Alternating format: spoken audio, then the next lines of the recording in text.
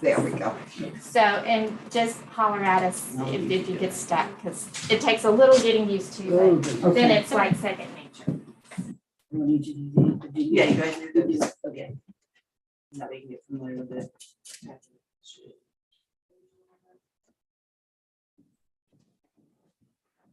Yeah, we're on. Will you test this just to make sure we're on? We getting on YouTube. Yep, we're on. It's, I mean, everything is on and it looks like it's working fine, but I just want to make sure it is. And it's.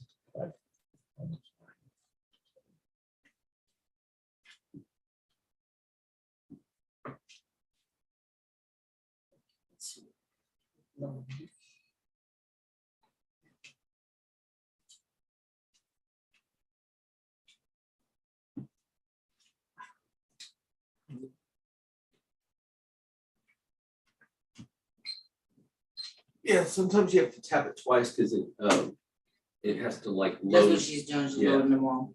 Yeah, that's It'll be a little bit easier to go in. so when you hit it the next time, it'll Mhm. populate quickly. I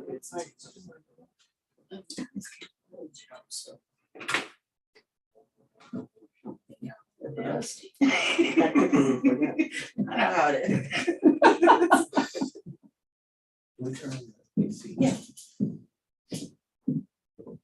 Okay, it's 9 o'clock. We'll go ahead and get started. We're live with sound. We're opening the first session of the Aransas County Appraisal Review Board for 2022. This session is being recorded.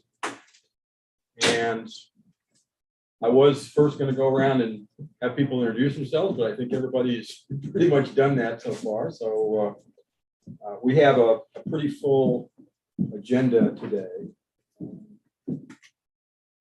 So do we have a quorum? Just state the date and time. Oh, today is March 22nd. It's 9 a.m. Yes, Mr. President, we have a quorum. Okay. So the first order of business is swearing in of new members. Yes, so Beth has forms for the new members to read aloud. You're gonna attest, it's an oath saying that you will do your position. So I guess Peggy could start. I, Peggy Berg, do solemnly swear that I will faithfully execute the duties of the office of a member of the Aransas County Appraisal Review Board of the state of Texas and will, to the best of my ability, preserve, protect, and defend the Constitution and laws of the United States and of this state. So help me God. All right, you'll sign and Beth will notarize that. So Mr. McCann, if you want to go ahead and do yours. I, Ron McCann, do solemnly swear that I will faithfully execute the duties of the office of a member of the Aransas County Appraisal Review Board of the state of Texas and will do my best of my ability to preserve, protect, and defend the Constitution and laws of the United States and of this state. So help me God. Okay. I, Joanne Ferguson, do solemnly swear that I will faithfully execute the duties of the office of a member of the Aransas County Appraisal Review Board of the state of Texas and will do the best of my ability to preserve, protect, and defend the Constitution and laws of the United States and of this state. So help me God.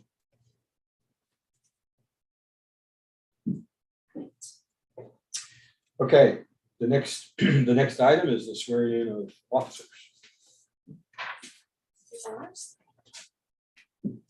I, Scott Waggart, do solemnly swear or affirm that I have not directly or indirectly paid, offered, promised to pay, contributed, or promised to contribute any money or thing of value, or promised any public office or employment for the giving or withholding of a vote at the election at which I was elected, or as a reward to secure my appointment or confirmation, whichever the case may be.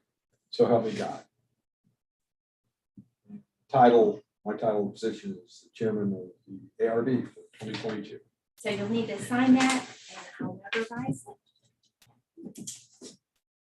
I, Kathy Hoffman, do solemnly swear or affirm that I have not directly or indirectly paid, offered, promised to pay, contributed, or promised to contribute any money or thing of value, or promised any public office or employment of giving or withholding of a vote at the election of the elected, or as a reward to secure my appointment or confirmation, whichever the case may be, so help me God. The title of the position is Secretary of Aransas County Appraisal Review Board. And at this point, we are going to go ahead and do some paperwork, housekeeping.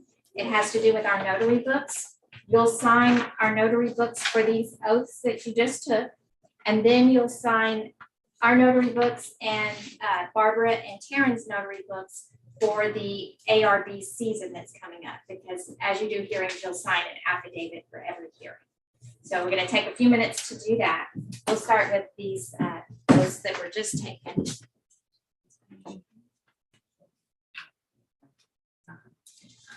Kathy, if you will print and sign your name. And I can put in the address.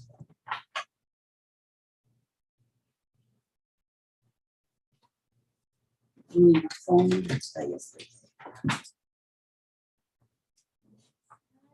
You will sign below Kathy. Yeah. So you can open it, Sign. that makes it easier. You're getting one. Way to never call yourself. Who am I? Is it? And I'll fill all that in. Okay.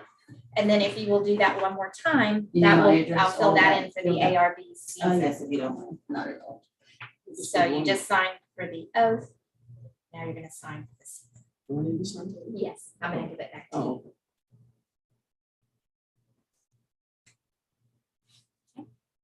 Sign below, stop. okay. They're gonna go right there.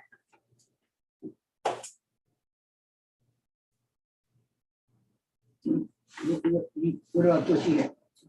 Okay. Document. Okay, and Scott, if you don't mind asking Taryn and Barbara to come on in with their books. Sure. Thank you. Sorry.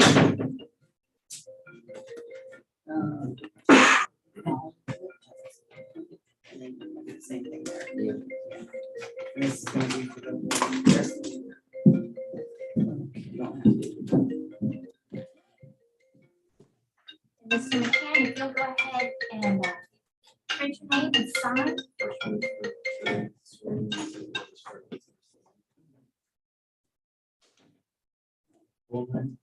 Yes, just start. We can start there and we can fill in all of the address and everything later. I'm just having them print and sign their names. Any line, just an order here, any line. Taryn will. Oh, place okay. it on print your name there and then sign there. Taryn, I don't know if you've met Kathy yet. She's a returning ARB member. And say I'm oath. Taryn. Oath I'm also. Taryn with a T. No, just put Nice to ARB. meet you. This is gonna be for the rest of the year. And Joanne, you're gonna be the first one on this page. If you'll print your name and then sign there. Zip.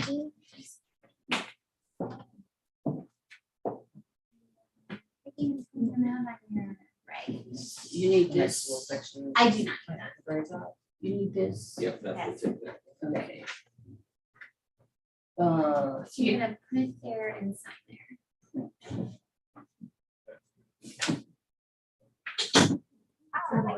Yes, okay.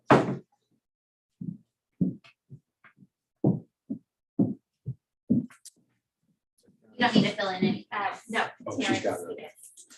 did.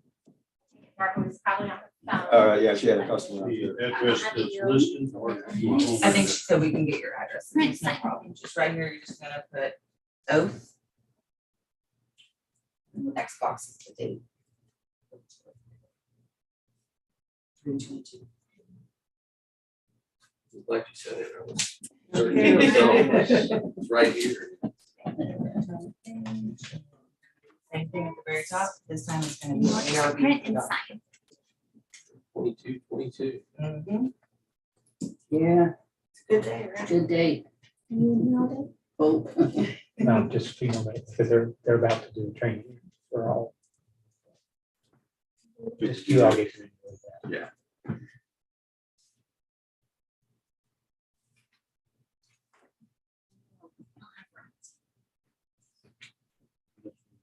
And then the document is ARB. And then the dates for it.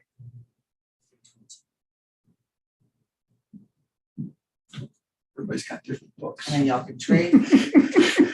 I know. And just when you guys were getting finished. I'm down, the next one down. Yes, ma'am. You gonna print first? Everybody get to meet Barb. Yes, I did. Well, it's hard not to when you walk through the door. Right. And Peggy, I need you to sign my. Oh, So, yeah, I'll do that. Barb's the We funnest know. company office. You. The what one? Funnest, funnest. Funnest. Oh, No, thank you. there's no The most word, fun. funnest. So not what I thought No. he said. I'm making a t-shirt that says funnest. Right. And All nice. five? That's it, okay. Don't Yeah. forget. Blanket, I'm nice. Thank you. Down on document type. You can do an oath. You can use your own pen, but And then the dates to the right. Okay.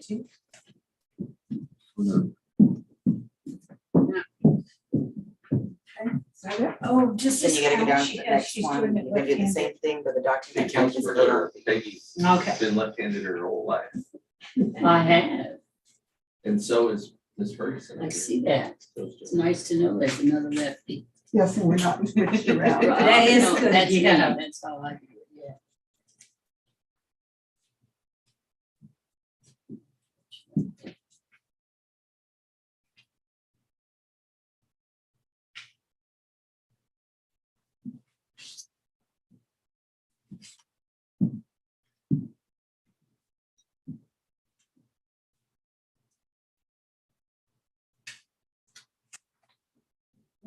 Kathy. You can sign mine for the ARB. Where am I signing? The next Probably gonna little be the next section. page. Oh. Hers is so different than the rest of us. Yeah. She's special. Has to be different. You are special. Yes, she is.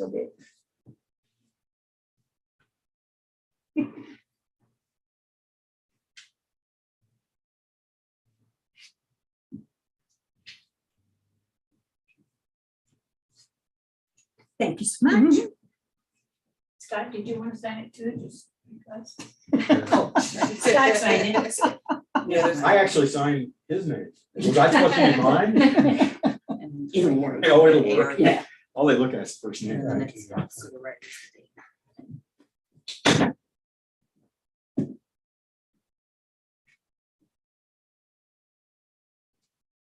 Okay, good. What did I do here?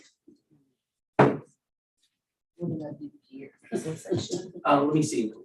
See if I can fix it for you. It said cloud. Did I send it to the cloud? Yes, we do want to be in the cloud. I Got it think you there. on double the- tapped it and it went to like a small screen. Oh. Is that what you want right there? Yes, well, I want to get back to the first page. Oh, hit documents. I'll have to learn how to do this. Documents. And then you're at ARB meetings. Which is under. Oh, here. Oh, that's hearing.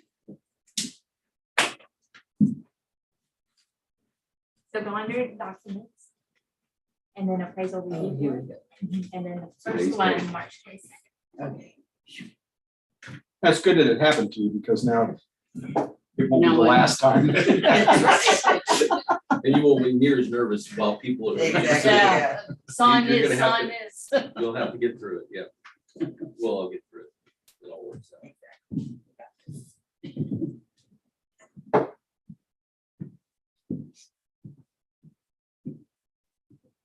We've done our swearing up of new officers. We've, now you're to item number 4, Scott. Yes.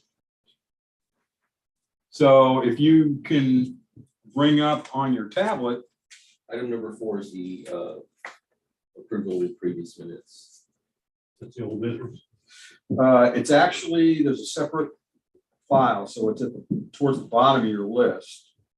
And it says December 9th, 2021 ARB meeting minutes. Yes, unfortunately, we can't manipulate the tablet to put these in the order we would like to. Tried all different ways. I don't seem to have the December. I don't see anything except March. Is there another page? Yeah, I pushed it up, did I not? I was too gentle. Let's see.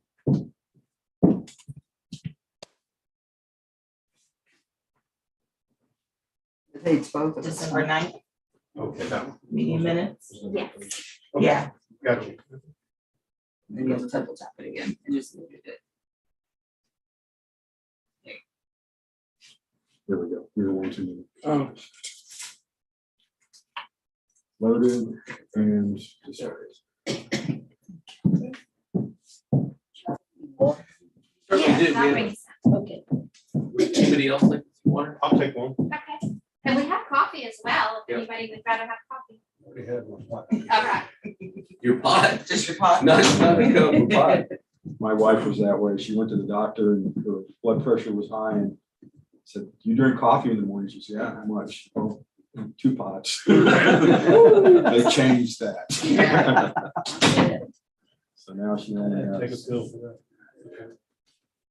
Okay, if you'd like to go ahead and just read through these minutes, they're fairly straightforward and I would say inconsequential per se, but as part of our process, we do have to approve. As you know, that there's only 2 of the members that were here at the time. They'll kind of take the lead in the motion to accept whenever that's done, because they were here present at the time. Although it was a public meeting, anybody could have watched it, understood the veracity of the claim. Thank you. Thank you very much.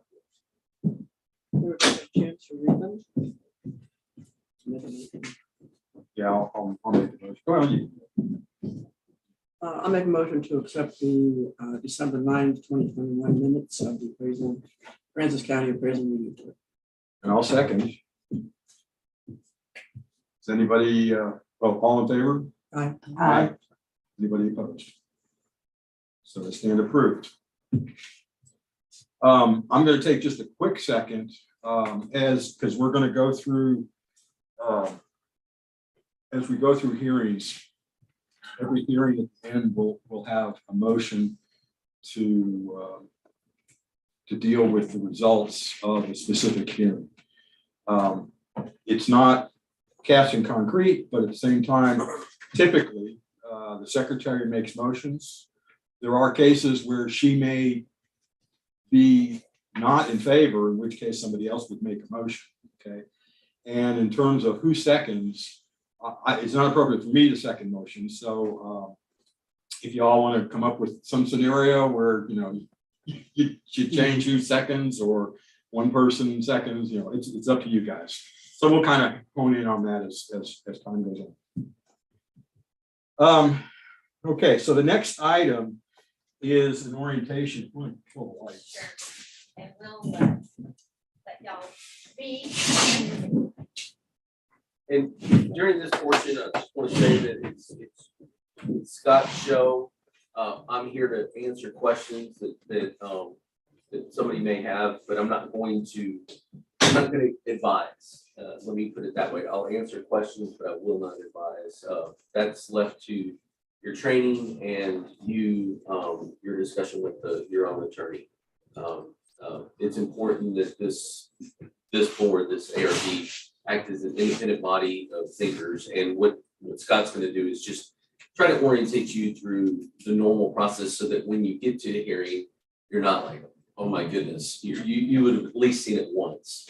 So, and it's pretty straightforward after you've done it a couple of times. So. And Peggy already alluded to the fact that going through the training was kind of like drinking from a fire hose. I mean, there was a lot of information and hopefully it made sense, but at the same time, there's just a lot of information. The purpose, as Mike indicated, of this presentation, since each appraisal district uses different software or can use different software,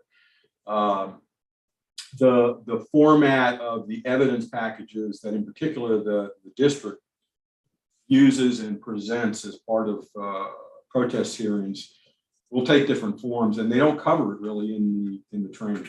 Okay, so as Mike indicated, what I wanted to do is just give you a real quick highlight of the typical types of evidence package, that information that's produced or presented by the district.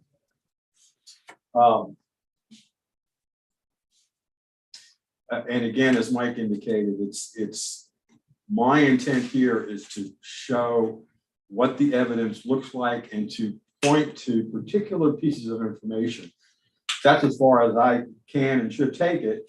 I'm not here to tell you how you should use the information or, you know, whatever. Okay, that's part of the process that you guys have to deal with in terms of evaluating and dealing with the preponderance of evidence and making decisions.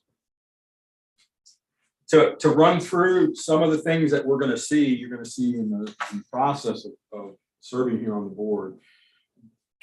A majority of the time spent here will be dealing with protests initiated by property owners. And the kinds of things that come up in those protests are disputes or protests for valuation or equity determinations on the appraisals, determining whether an exemption or partial exemption is improperly granted, and determining whether whether land is improperly applied with agricultural exemption. The last two items are very infrequent, but again, I put them on here just so that you know that. Very rare. Yeah. I mean, out of probably 1,200 cases last year, the last two comprised 4 or 7. The majority of the cases are that first tablet, which is valuation and equity determination. So that's really the bulk of the work. We'll spend some time, and again, it's infrequent. I say infrequent. Every couple of sessions, we'll deal with issues submitted to the ARB. In large part, they come via mail or email, and it, in large part, again, deals with rescheduling of hearings and whether or not it's appropriate or valid for a property owner to request or be granted a rehearing.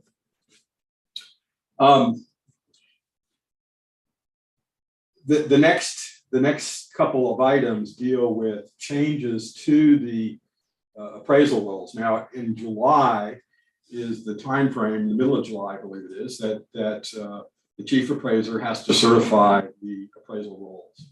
And Mike likes to allude to liken it to having a scroll that gets rolled up, and we put our stamp on it and say, this appraisal roll is now, quote, approved.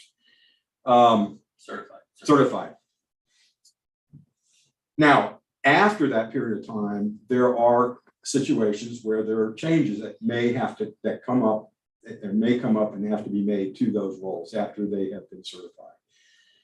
And so we will hear some number of situations where things have to be done to address changes or modifications to the appraisal rolls after certification.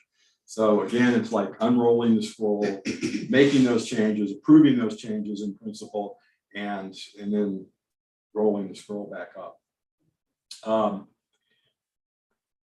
Additionally, there are some cases where there are changes or challenges that are initiated by the taxing units. Again, these are infrequent, but again, can happen.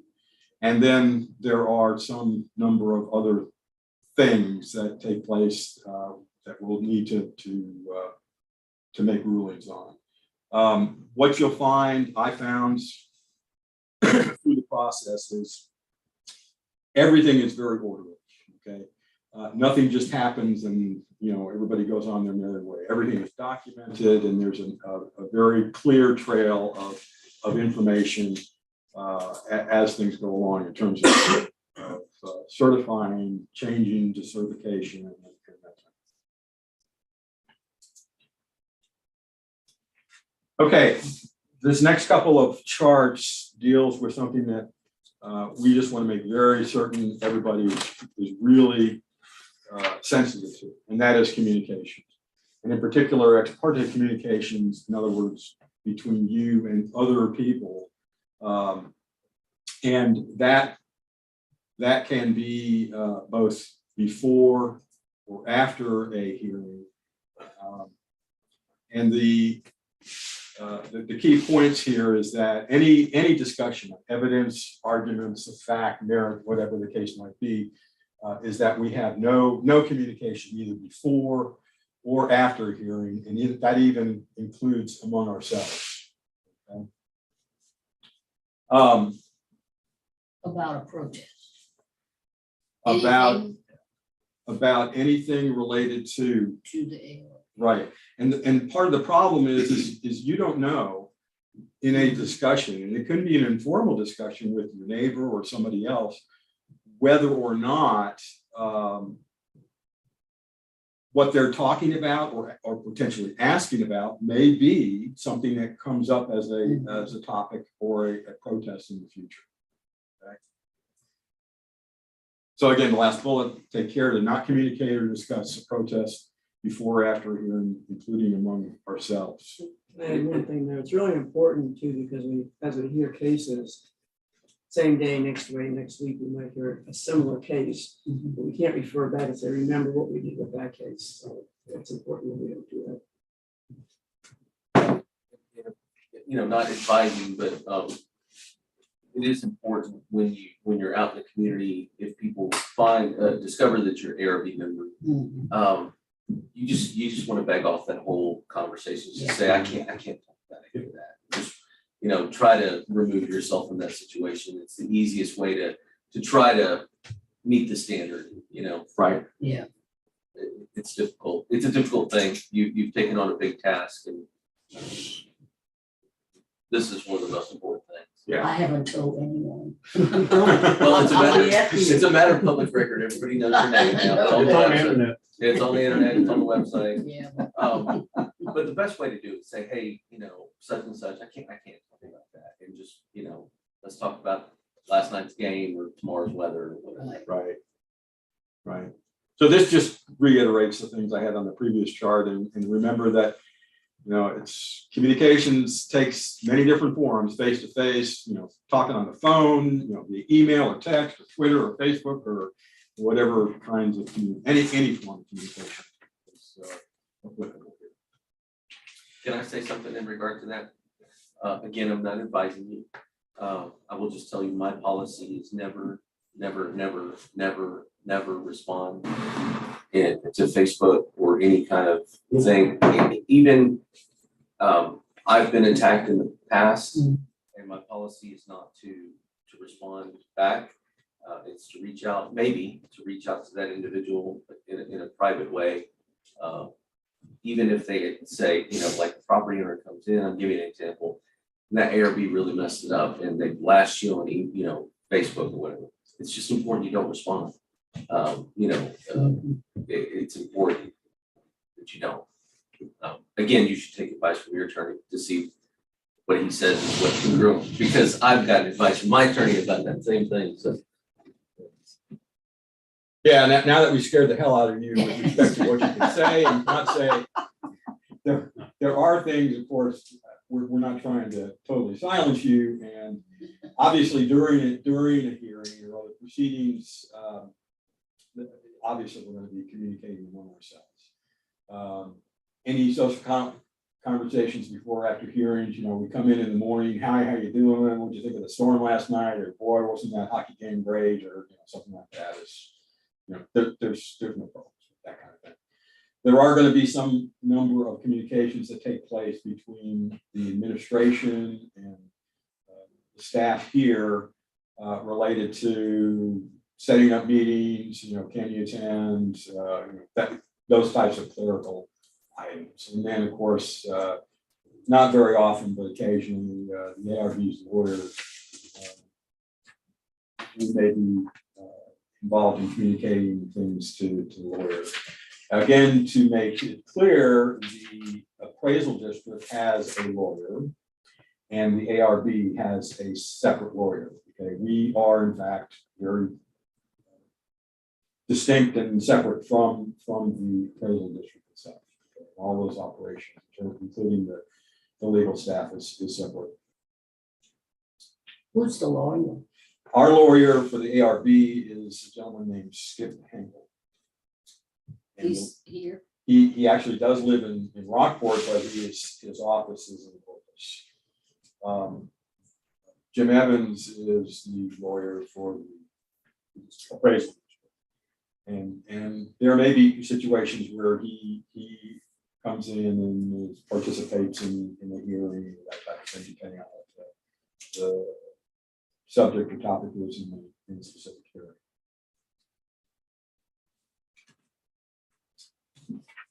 Okay, a majority of our time during the protest season will be hearing protests.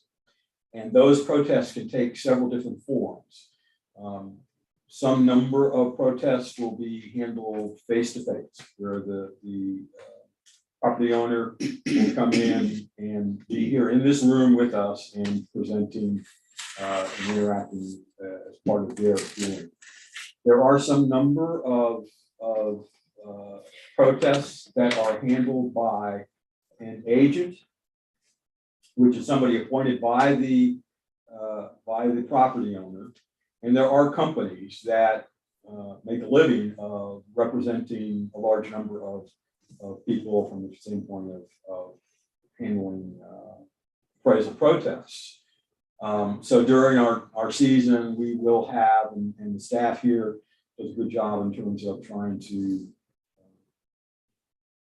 accumulate or present or handle agent-based protests. When there are a number of protests, we handle them generally all at once where that's possible. Okay. The property owner can choose to handle their protest via phone or online via Zoom.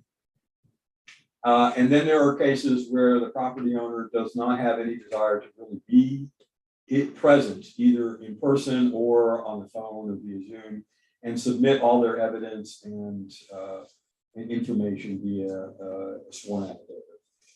So those are the three basic types of hearings that will be involved. I have a question. Yes, ma'am. What if I were to protest? How would we handle that? There's no problem with you submitting a protest. You would not participate in the hearing, and it's handled just as if you were a regular citizen, right? Not a non-ARB member. And you would obviously not be participating in any vote or determination. Oh, darn. I think that, Yeah, I think. yeah, Wouldn't it be nice if? you Yeah, should, right. and on that note, you should absolutely not give up any of your rights as a citizen as it relates to the property tax code. The big orange book, the property tax code, it affords the citizens of Texas a great number of rights. You should exercise them all if you wish. So I would say that. Okay, in a typical protest hearing, there are a number of items that will be made available to you during the protests. The first thing is, since we come in, we're going to come in and there will be some number of protests that we hear during a given day. The district does a great job of collecting that day's set of hearings in what's called a case listing, and I'll show you that in just a second. You've already gotten an introduction to the tablets. The tablets are used pretty much for all, as much evidence as possible that can be scanned and made available. So there's not a lot of paper that's involved beyond the case listings that's given us at the beginning of the day. And And we'll go through some examples of the typical appraisal district evidence. Again, these are examples. They are not intended to say everything looks this way and so on and so forth. So I try to pick some that are representative and will point to those elements and items that might be helpful in terms of you understanding the discussion that's going on for the hearing. So in the case listing, our hearing day is separated into 4 90-minute dockets. 8:30 to 10, 10:30 to noon, 1:30 to 3, and 3:30 to 5. And they will limit the number of cases to a reasonable number within each one of those docket timeframes. Recognize that this is the proposed set of cases that we'll be hearing. There will be some number of folks that either don't show up or that there are changes that are made as reschedules and things like that. And that when you're presented with the case listing for a given day, which will include all 4 dockets of hearings, the information and the order that they are on the case listing does not necessarily reflect the order that we're going to be hearing them in, because there are procedures and rules that dictate the order in which certain things take place. Generally, face-to-face hearing is done on a first-come, first-served basis for people coming into the office. There are timeframes where people need to be here at least 15 minutes before they're given a 15-minute grace period. But we also have situations where if for some reason the hearings in a given docket go beyond 2 hours, or somebody has to wait more than 2 hours, then they're automatically afforded the opportunity to reschedule it. Okay. No, I don't work for the government, and consequently did not take the course on redaction. However, we did want to present certain information that's available without you being concerned or us being concerned about the specific information as it relates to people. So we've redacted that information on the case listing that might identify a particular item here to a particular person or property. There's a few items that I'll highlight that you'll get from the case listing. The case listing is a good summary. Up at the top left corner is the case ID number, and that will be a way to reference back to a specific hearing, and will also be part of motions that are made at the end of a particular hearing. As we're looking at a set of information for a hearing, there's the submission of the protest can take several different forms. Basically, the protester or the property owner can submit a protest on any form they like. They could do it on the back of a napkin if they like. However, there are particular forms available for people to use to submit protests. And the things that are most interesting here is that this type here, which says OLA, indicates an online protest submission, and the A indicates a non-online or paper submission that was either brought into the office or mailed in, or that type of thing. The online submission is relevant as it relates to the elements of protest. Okay, as you may recall, there are it's 9 or 10 different reasons that people can submit for a given protest. The most typical protest reasons are incorrect appraised market value, and appraisal ratio exceeds median level of appraisal. The first is market value for sales. The second is equity. And by far, a majority of the the cases that are heard will be using those two reasons for protest. Also note that Q1 and Q2 as protest reasons are the two types of protests that require the burden of proof beyond the appraisal district. So the appraisal district needs to show they have the burden of proof for proving their case on Q1 and Q2 types of protests. The appraisal district. The appraisal district does, yes. And when they do present, they'll make a very obvious or clear point that the burden of proof is on them for those types of appraisals. For those types of protests. Q1. Protests, yes, thank you. Q1 and Q2. I was- Also, I'd like to point out that when a person does it online, the only two options that they have are Q1 and Q2. They don't really go into the others they don't go, those are the way they're agreeing that that's the only thing that they're doing. It doesn't change how you hear it at all, just it's the way that they submit the protest. That's really it. And also in the case where it's not an online submission, where they use paper and they do have on the protest form the check boxes where they can choose basically from 1 to 10 or whatever. The information on the protest form kind of guides them to say check as many as possible or as appropriate. One of the things that we have to be aware of in our hearings is that we can only rule on those items that are being protested. Okay, so if somebody only chooses Q2, we can't use sales information as part of a determination on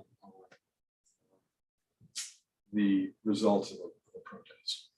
To that point, during the procedure of the process, during the procedure, typically the secretary reads the items protested, and it's kind of discussed right before you start the process. Right. And I'll well, I didn't put it in these charts. I'll make mention of some of the other information that Val gave us, which on procedures and so on. Because at the end of protest season, you'll be tired of hearing the same thing over and over again in terms of how we start and kick off a protest. The other information that's shown over here is good summary information, which gives you the comparative values between the prior year, the current year, and what changed. So you can get some sense of how somebody's improvement value may have increased or gone down, or same thing with land, and whether or not there's ag involved in that type of thing.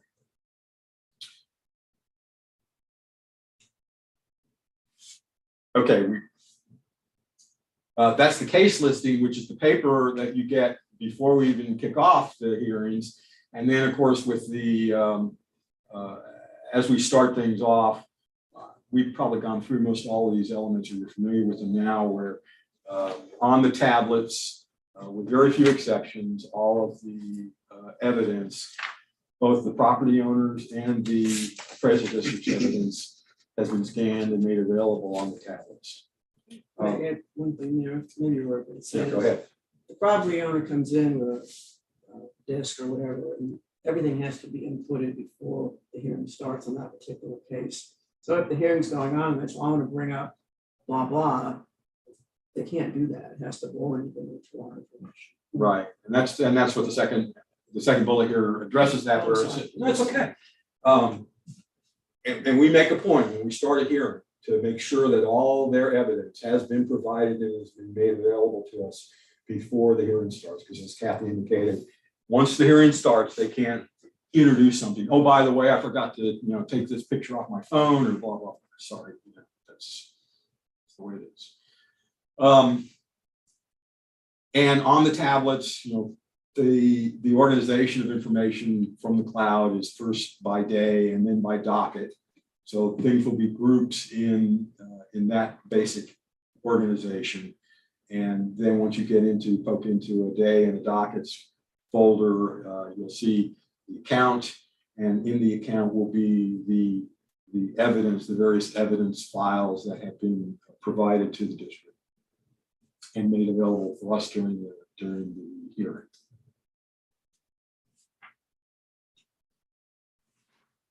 All right, I'm gonna now kind of go through some of the typical evidence that the appraisal district presents. I'm not going to focus at all or really talk about the information that the property owners present, because it can take just a variety of different forms in terms of, just depends on what they want to present as part of their evidence. And our jobs in a specific hearing is based on the evidence presented. We make decisions.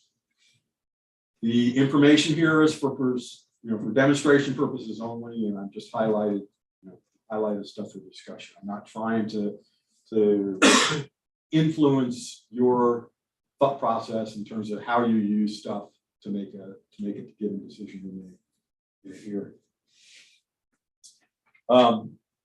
There are. Yeah, okay, back to this. For the appraisal district, there's pretty much this information is the same. It's always presented during a hearing. There may be cases where, for example, if somebody is just protesting equity, then the sales grids may not be presented. One of these items one or more of these items may or may not be present. Okay, the first element that is in the appraisal district package is a summary page, and it will have an indication of what items are being presented. So it's just a summary of those elements that are to be produced or will be produced as part of the appraisal district's evidence package, and you'll see that it shows the different types of things that are, the check marks indicates that we can expect to see a sales grid and equity grid and that type of thing. And there may be cases where sales and equity grids, for example, are produced as part of the package, but because of the fact that the protester only protested sales or equity, then we would just basically ignore that information, and it wouldn't be generally presented as during the appraisal district's presentation of evidence.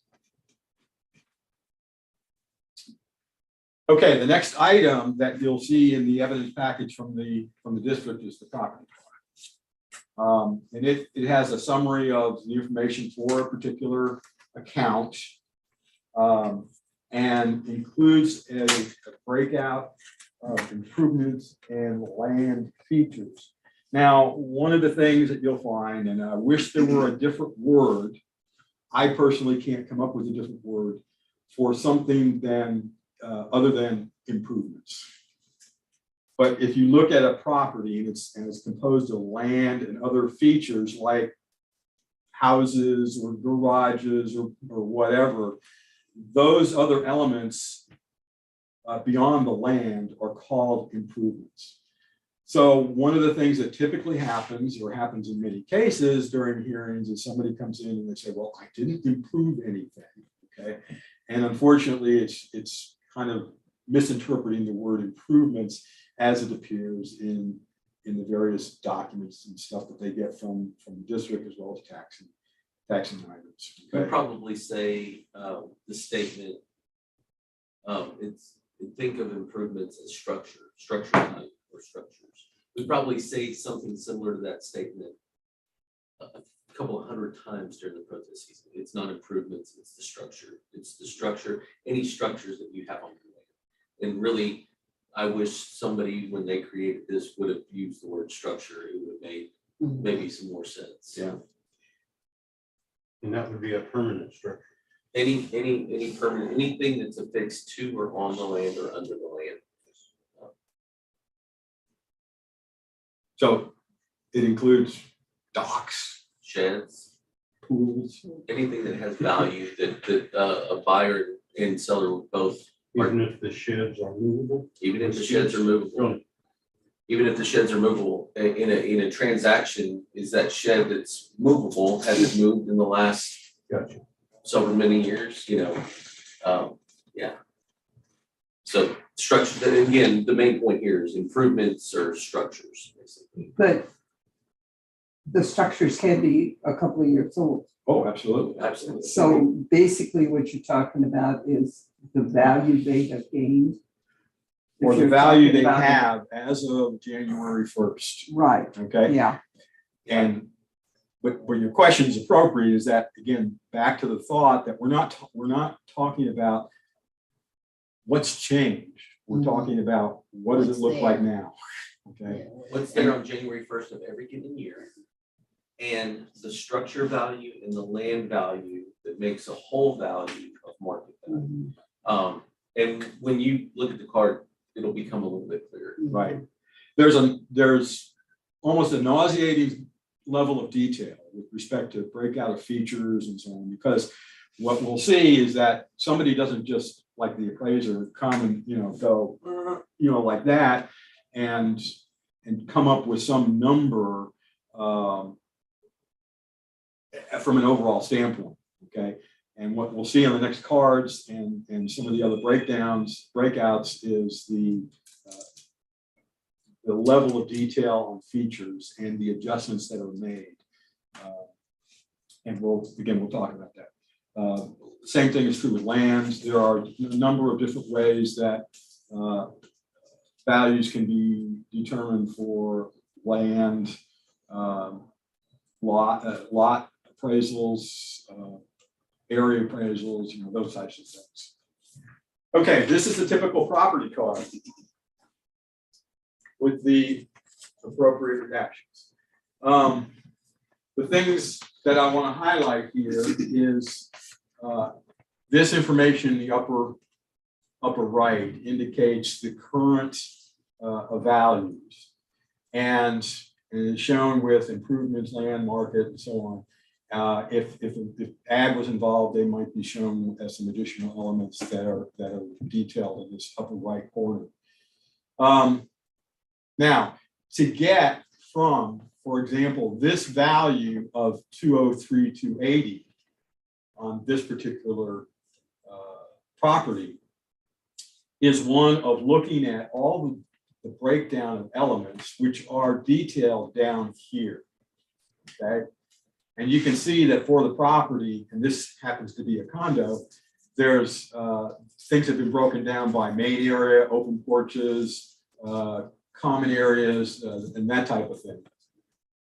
And as we go across, there are adjustments that are made to the basic elements, the basic pricing that's done in the appraisal, which involves two main things. One is depreciation. There can be adjustments which are a second level of modification that can be made to values, although in many cases, and in fact in most cases, the adjustment that's made is driven by depreciation. And the last item here is what's called a neighborhood adjustment. So there are situations, and in fact it happens quite often, where a given neighborhood, Key Allegro, Holiday Beach, whatever, may have an adjustment that's made to the entire neighborhood. In other words, everything within that particular geographic area, as it's defined by the district in the breakout, receives a specific adjustment. So if you wanted to do the math, and we start with my eyes are not that good, 138,280, and then we apply the adjustments, which in this particular case revolves entirely with depreciation.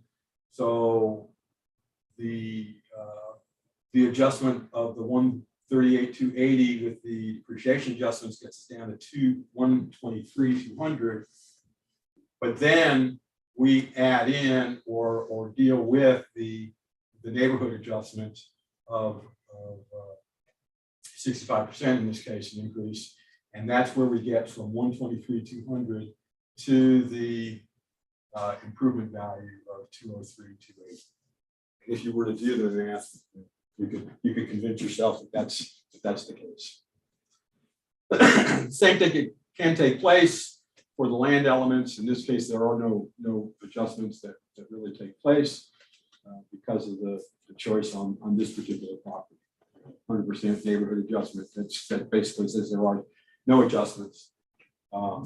So that's why we see 39,280. Yeah, 39,200. Yeah, 39. And that's what's showing up here. So, okay. Now this is pretty much the same type of thing, although as the previous card, this happens to be a residential property. And I chose this for the main reason being is that when, and the education you took probably alluded to this in some form or fashion, how do you take two different properties when you have a subject and a comp, for example, and make adjustments so that you can compare the two? And one of the main things, or one of the key things that's done is the class codes that are used, and that's down here.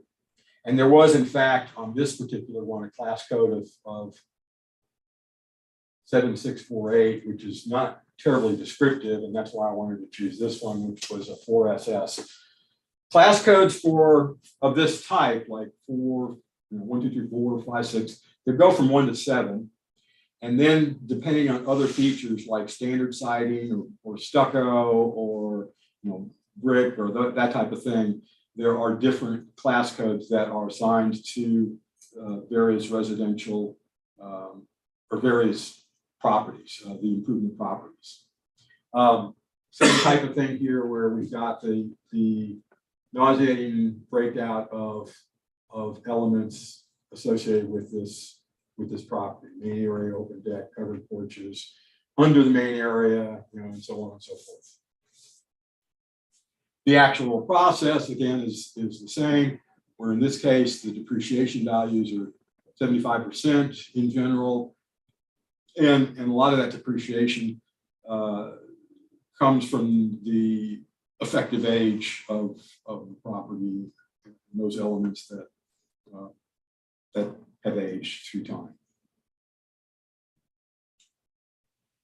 All right, the next item that's generally produced as part of the district's evidence package is spectometry. And in the package, they'll generally have an overhead view of the property. And the spectometry can be helpful to give you a sense of where is this property. Is it on the water, or is there a highway running in the middle of it, that type of thing. The other element, which is not really easy to see, are surrounding properties. You can see what's around it, and there are cases where it can be helpful to dive into further detail for comparison purposes between a subject and some other properties that are around it. The spectometry, hopefully by the time we get into protest season, we'll be back in the new building, and the staff here that's running the computer does a good job of showing spectometry on the screen.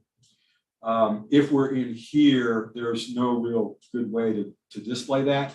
If we're going to be in here for a period of time, we'll make available the ability and option for you to view spectometry on your tablet. So there'll be a mechanism so that you can go to a particular place on your tablet and basically see what would be displayed here. Okay, the next element, which is appropriate and applicable to those types of protests, which are what we call Q1 or incorrect appraised market value, where the information to support the district's appraisal is based on sales. One of the things they probably, or they did talk about in the training was how one has to go through and take a target, a subject property and compare it from either a sales standpoint, or you'll see in the next chart from an equity standpoint. And so that nauseating set of detail that you saw in the property card is then used on what's called our comp sales grid, where we can see in a fairly concise way the subject property and comparisons to some number of comparables or comps. The thing to note, two things here that I'll note, and one in more detail in the next chart, is up here is for sales. Since there is nothing that requires that a property owner report a sale, the district has to use a variety of sources to try and determine whether or not the information they can glean for a particular comp, how reliable it is.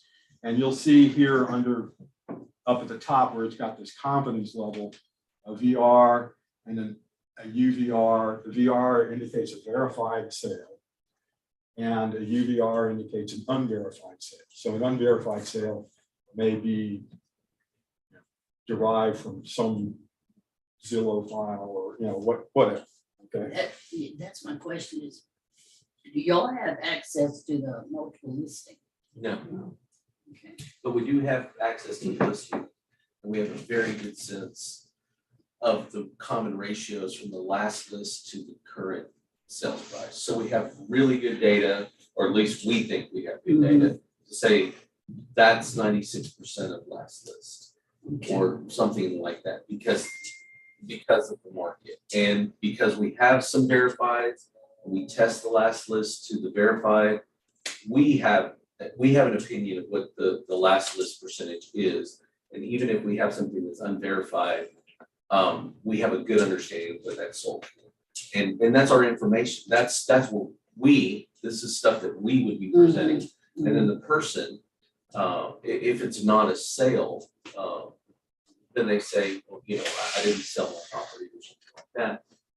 But if it's a sale, and we'll get to this as far as the presentation across, the district always asks, what did you purchase your property for? And the owner has a right not to say. But if we have an unverified listing of X, then that's going to be our information that we present. And then the property owner gets to say it was or wasn't that, or they don't have to say. Again, the burden of proof lies with the district. Yeah. So we're using our information that we've gleaned from the marketplace. It's unfortunate that there is no access to MLS. A number of years ago there was, but Yeah. there's no longer. The Zillow is now picking up a huge majority of what they used to pick up. I mean, in terms of We get listings and a so- lot of information. Because We get a lot of- Realtor.com, they don't, you can get they don't ever price like what a sales price is or anything. They'll say the listing price, but not the sales price. And that's the thing, we have a real good understanding of the relationship between the last list. So we'll see, just hypothetically, we'll see that something's listed for 410, and then it goes to 405, and then it goes to 400. Over a certain time period, and then we see that it sells and there's no price. We understand that thing sold for really close to 4 or 395 Right. because our historical data says that it's north of 96% of last list. So, Okay. especially with the market. So we have a good understanding of what that is. But again, I'm not trying to convince you. And I'm really not. I'm just saying that that's our position. That's where you, yeah. That's our position of how we're gleaning the information. Okay, this is another example of a comp sales grid. And the thing I really wanted to point to is how some of the normalization takes place. So for example, we can see our subject property is classed as a 4SS. and has a certain amount of living area and different dates for when it was built and when it was potentially had modifications or upgrades to it. Now in the comp arena, the choice of sales comps have chosen different types of properties. In this case, these two are the class codes of 5FB, slightly nicer in terms of 4 versus 5, and different types of finish versus standard siding or fiberboard. Okay, and so now what has to take place, and as well as differences in the actual structures themselves. The living areas are slightly larger or maybe smaller. The last, this house, the subject was built in 83, and these others, is it 83? Yeah, it's 83 and then the effective is 93. Exactly. So what then takes place in the software that's used to produce these listings is the adjustments of taking the target or one of the comps. And because of the fact that we're comparing a 4SS to a 5FB, we have to take $20,000 away from comp number 1 for that particular element. Okay. Each of these other elements, you see that the difference between 1144 and 1288 involves taking 9,000 out. The PDO, which is a porch, is a 418 square foot versus 252, means that we're going to add in some value to that element and go down the line for each of these items that we're comparing. And there may be some number of things that, like a main area or MAS rather, that has 48 square feet here, and there isn't even one, or a garage underneath in the case of the comp. And the bottom line is we get down here to a value that is derived by applying all of those differences between the target and the comp. Okay. That's again a nauseating set of detail, but at the same time, and as well as you'll get used to, even I, having done this for a period of time, don't understand or can't remember a lot of these codes, PDOs and MASs and GUs, Jews, garage under, and that type of thing. And if I go back to the property card, one of the things that's helpful on the property card is the actual description that's associated with a given code. Okay. That make sense? Mm-hmm. Okay, the comp equity grid is similar in terms of approach, but is dealing with comps within an area. That are non-sales. Right, non-sales comparisons. So a lot of this is very similar, except for the fact that we're not normalizing based on sales information. We're normalizing based primarily on the value of the subject compared to a comp.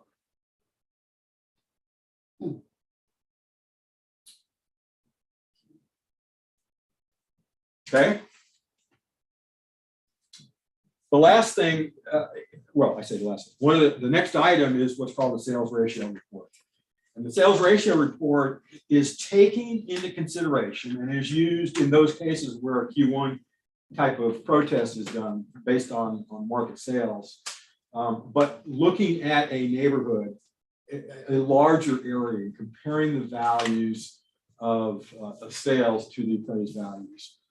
So one of the things, obviously, that the district wants to do and that we would like to be able to do is get a warm, fuzzy feeling that within a larger range of comparison properties, in this case, a neighborhood, that in comparing sales, that the district has done a good job or not with respect to comparing with respect to coming up with appraisals.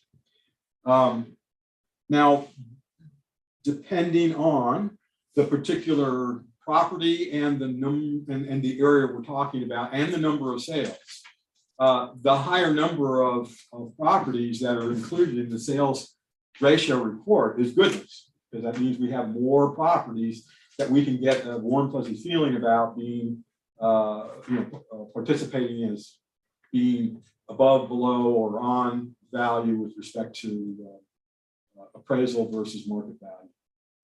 So the two elements that we tend to look at in the sales ratio report are the number of properties that are detailed in the sales ratio report, and down here is the weighted average across all those properties. And generally, median ratios between 95 and 105 are considered, quote, acceptable. Beyond that, begs discussion.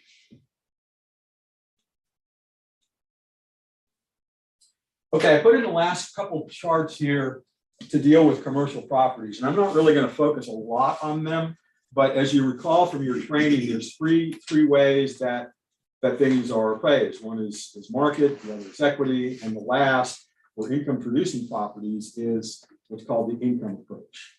The district can choose, and in fact does choose, which type of appraisal approach to use for a specific property. In the case of income producing properties, the main approach that's used is the income approach.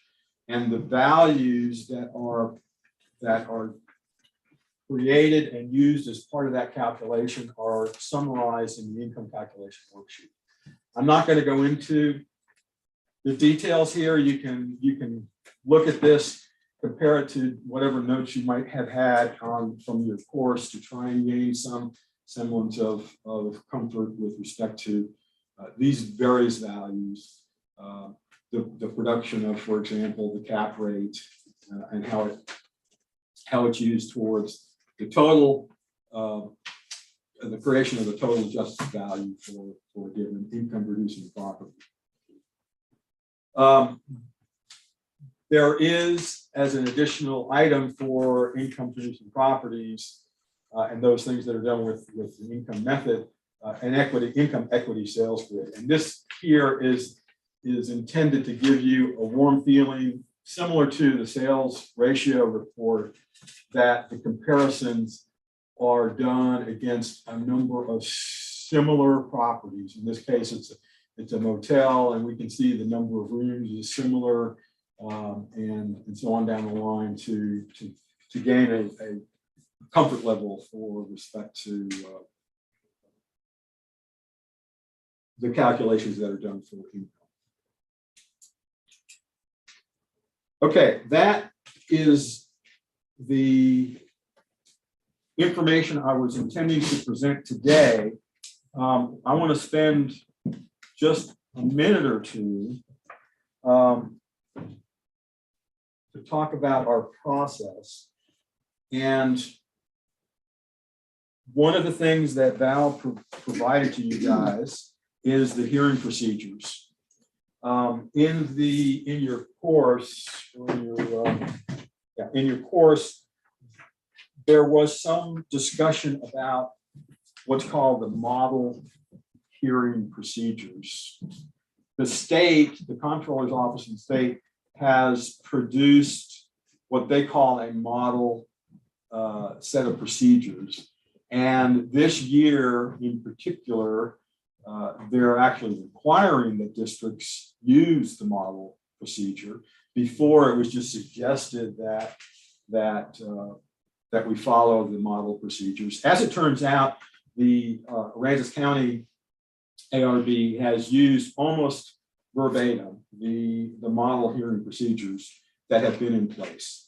And what you'll see is if you compare or go through this hearing procedure document and you compare it to the model hearing procedures, there are very few cases where there are differences. And what you'll generally find is there are just some finer levels of specification, and they generally occur in the area of how to handle the 2525D types of hearings. These are hearings that take place after the rolls have been certified, and when the comparisons are made between a judgment that is arrived at from the ARB's perspective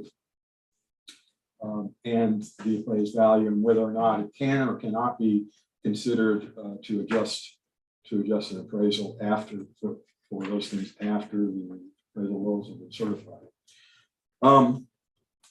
I have, and this is the book. The previous chairman was very organized with respect to creating information. I have the processes that are used in the cases of where the protester is present, where we're doing a hearing by phone or by affidavit only. And what we'll find is that the series of steps that I'll go through in opening the hearing is the same for these various types of hearings. And there's value to that, so that there is less of a potential for somebody taking issue with how we run our hearing, if it's done the same way for all hearings of a given type. And so we'll go through for a given hearing and just open it up. The key thing, the last thing I really want to talk about here, two elements. One is for each hearing that we participate in, that we are part of, we will certify, each one of us will certify that we have not communicated with anybody else with respect to, as it pertains to tax code section 41.66F. And we'll have, Val will make available, or somebody will make available a little cheat sheet, which, at least to start off with, you'll have the verbiage that you're going to be saying and reciting as part of certifying your compliance with that part of the law. After a period of time, it'll just be the kind of thing that you'll know by heart and dream about at night. The last element that I want to talk about are the procedure times. And again, all of our hearings are run with a consistent set of hearing procedures. The property owner has the responsibility to choose whether or not they are going to present their evidence first, or whether the district does first. And then based on who chooses to go first will dictate the times. And we have, and this is one of the main responsibilities that Kathy has during the procedures, is the keeper of the time. Right. So we will, and we monitor it, okay, and as best we can keep track of how much people have within each section. And you can see as you stare at this, and I don't know that it's in the procedures, but we'll make available an example of the procedure times chart. You can see it's basically the same time. 5 minutes to start, district cross-examines, the district presents, the protester cross-examines, then there's 2 rebuttal periods, and then a 1 minute period for each, the protester and district to just final thoughts and so on. And then finally, we have 5 minutes to deliberate, to come to a conclusion with our findings. Occasionally, the protester and the district may have more information than they can get in their 5 minutes or 2 minutes, and they allow them to each case. If the prosecution and the president gets extra time, then the district gets extra time if they choose to. Okay. But it doesn't happen all that often, otherwise we would be here for a couple of Right. And 5 minutes is a lot of time. It can be. You also have to realize people that show up for these hearings, if they're in person and for sure, on the phone. I mean, they're nervous. Okay, they've never probably had to go through this type of exercise, and presentation skills vary. Some people are very well organized, some are not as organized, and that type of thing. And we just try and keep people at ease, as well as be accommodating where it's appropriate, okay? But we do make sure as part of our process of starting up a hearing that the protester understands these are the rules that we're going to live by for this particular hearing. Okay, given that, I'm done with my blithering for the morning. You guys got any particular questions? Yeah, that was the key thing, because both Kathy and I, Kathy has been on the board for several terms. This is my second term, or my second year actually. And we didn't have the benefit of seeing this. Now you learn it fairly quickly, but at the same time, coming in and hitting the ground running on this stuff, I think at least it's going to be helpful to being effective as we start off. Okay, if nobody's got any questions, let's go ahead and take a 10-minute break. And Yeah, 5 to 10 minutes. yeah. Oh, cookies. Cookies, oh my God. Just know that the camera's still running, so we're still an open meeting, so. The bathroom, if you want some more water, coffee's still there. I'll get this out of the way. Kathy, I was, Oh, no, that's very my biggest interesting. thing was like. If you've got your cup sitting here. Sure that I'll keep it warm. Yeah, 52, I'm thinking, going down the mountain. so just keep that in I- mind. It's Breckenridge. And I just didn't want to get hurt, just didn't want to get hurt. I didn't want anybody to get hurt. We had one member of our team that got hurt, had a separated shoulder. Oh, boy. Yeah, it was one of my son's friends, my son's friends, and had a separated shoulder on day 3. And had to take ski patrol down and ER and the whole visit. Oh, gosh. But still had a great time. And How was the snow? the snow was great.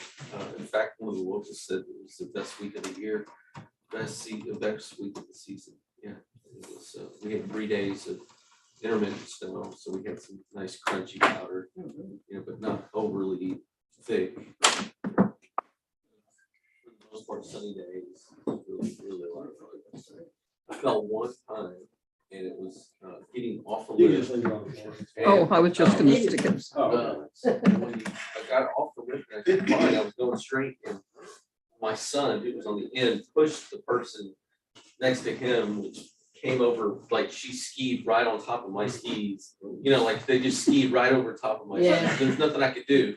And I went down, and she went down, and we got up, but I only fell once. I was really, really excited. Yeah. One time, I know it skied a lot over the course of this career. But I forget how old he was, and we got up the top, I think it was Breckenridge, not Snow, Vermont. And you look down the mountain and you say, you know what? I'm not doing this anymore. I ski slope and that was it. Yeah, just rode the thing back down. Yep, that was it. He was a lot older than you. Yeah, I saw there was a fellow that was there, and he was talking to his grandkids, and he goes, "Y'all be safe." And he said something like, my damn grandkids, and whatever. Like he was making a joke. He goes, I'm still chasing them because I'm 72 and still chasing. He was suited up. He had just come down a run, and I'm thinking, good on you. That's awesome. He did great. I can only hope that I'm doing it that old, No, I mean, it's. That's not old. He might even been older than that. Yeah. I mean, that's a great, he was in great physical shape. And I always make fun of myself, and I said, yeah, well, my fat butt may be fat, but I'm still up here running with you guys. And Were you sore after? oh yeah, I'm still sore. Yeah. It's just You use muscles you didn't know you had. I intentionally did a whole bunch of squats, like just body squats in preparation. Like I was doing 200 to 300 a day, just walking around and, at the house. And if I'm watching TV, I'm just doing body squats, at commercial time or something like that. Just do 30 at a time. So I do it 10 times and 300 in a session or something. Sure. And it helped. Yeah. My knees, I played football for a long time. My knees are, if you played football, I don't know, did you play football? No. Did you? Football and baseball. Yeah, and it, my knees, it Takes takes its toll on its you. toll Yeah. on you. The And, snap, crackle, and pop every moment. I even wore those ACE things, slip-ons. Yeah. Yeah. For a couple of days, But they don't- just to give you a little more security. Yeah, yeah. It's good. They also keep your knees warm. Yeah, that's true. Yeah. Joanne, Josie wanted to confirm what those last four digits were. 6800. All right, thank you. They can't do zeros. Yeah, but we had a great time. Did you stay in one of those condos where you can actually ski out? No, Well, we were 3 minutes away from peak 8. There's peaks 10, 9, 8, 7, 6, and 8 is the middle one of that set. And we were only a 3-minute drive from there to, so it was really nice, really, really nice. And they had a pretty good bus system there. So there was the ski center, which is the Nordic Ski Center, and it was a 1-minute walk to the bus stop. So that whole operation was only 10 minutes, you know, so it worked out really good. But the next one we're looking at is one of the ones that you just indicated. That's that old one up there.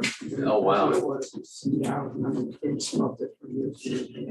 That's a grand experience. I'm sure I've never done it like that, but I've always wanted to. Yeah. So, Those are the priciest of the priciest. well, back when he bought it, it wasn't as spicy as they are now. Yes. So- They're crazy. But yeah, we rented, of course. We don't own anything up there. But it was a lot of fun. Great time. You guys want to get coffee, water, Good. use the restroom? Cookies. Candy. Okay, It's always candy here, so be prepared. Good job. Yeah, they have the good stuff. Cookies out there. Yeah. and other That's not goodies. fair. Good Mitch. Yeah. well, that being the case, we can go ahead and proceed. Where are we? So the next item on the agenda is number 6. Consideration of and possible actions on resolution for board rule under tax code 2525B, allowing for corrections of a misidentified school district. This is an example where the scroll is unrolled. We're going to hear something about a change that needs to be made.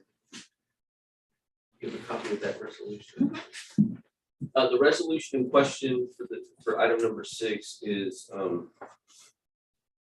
it has to do with the school district that was misidentified. Just to give you a little bit of background, we at the appraisal district hire another firm that does our industrial and our mineral accounts. And in so doing, this account it is real property, but it's industrial in nature. So we wanted them to actually do the appraisal for it. In so doing, they created all of these, what's called taxing units. They didn't create taxing units, they applied taxing units. What's a taxing unit? Taxing unit is a school district, it's a city, it's a county, it's a navigation district, things like that. In so doing, in creating this account, instead of putting SAR, they put SAP. Now the difference is big because one goes to school Aransas Pass as opposed to school Aransas County. That's in essence what we would like to change because it's in the wrong school district and it needs to be changed. So I'm going to go ahead and read this into the record. Whereas the Texas Tax Code 2525B provides the chief appraiser may change the role at any time to correct errors identified in that section and may change any other inaccuracy as prescribed by the board rule that does not increase the amount of tax liability, and where the Aransas County Appraisal Review Board has determined that the rule should be adopted, authorizing the chief appraiser to change the role for a tax year at that time. 1, a misidentified school district, and 2, a school district not identified on the appraisal roll. So basically, we're taking this one off and putting this one on as far as the taxing unit.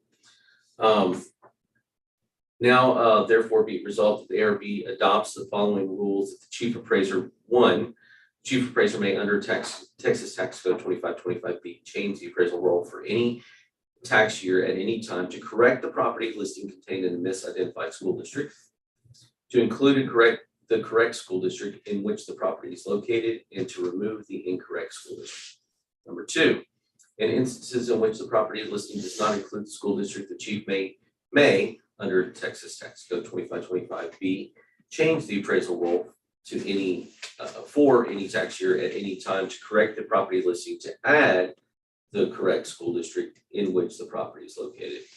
And you're gonna need to, Chairman, and once you're gonna need a motion and then. Right, so Kathy, if you want to make a motion to Sure. accept this, or is there any question or discussion people have? I have one question. So this is correcting the past issues and correcting and then applying those to future issues, is that right? Yes, and so in the year of 2021, again, we rolled up the scroll and said that, hey, here's the thing. And then when the property owner went to pay his bill, he said, I'm in the wrong school district. And we go, you are correct. You're in the wrong school district. And what we're doing is correcting it. You'll notice that we would have done this before, but this is the first time we've met this year. So. All right, anybody else have any questions? Okay, I would like to recommend that we accept the resolution adopting rules to add authority under Texas Tax Code Section 2525B as presented to us by the district. I'll second that. All in favor? Aye. Any opposed? And then Ms. Raggard, if you'll go ahead and sign that, and Kathy will sign underneath your signature. Give it to them with that.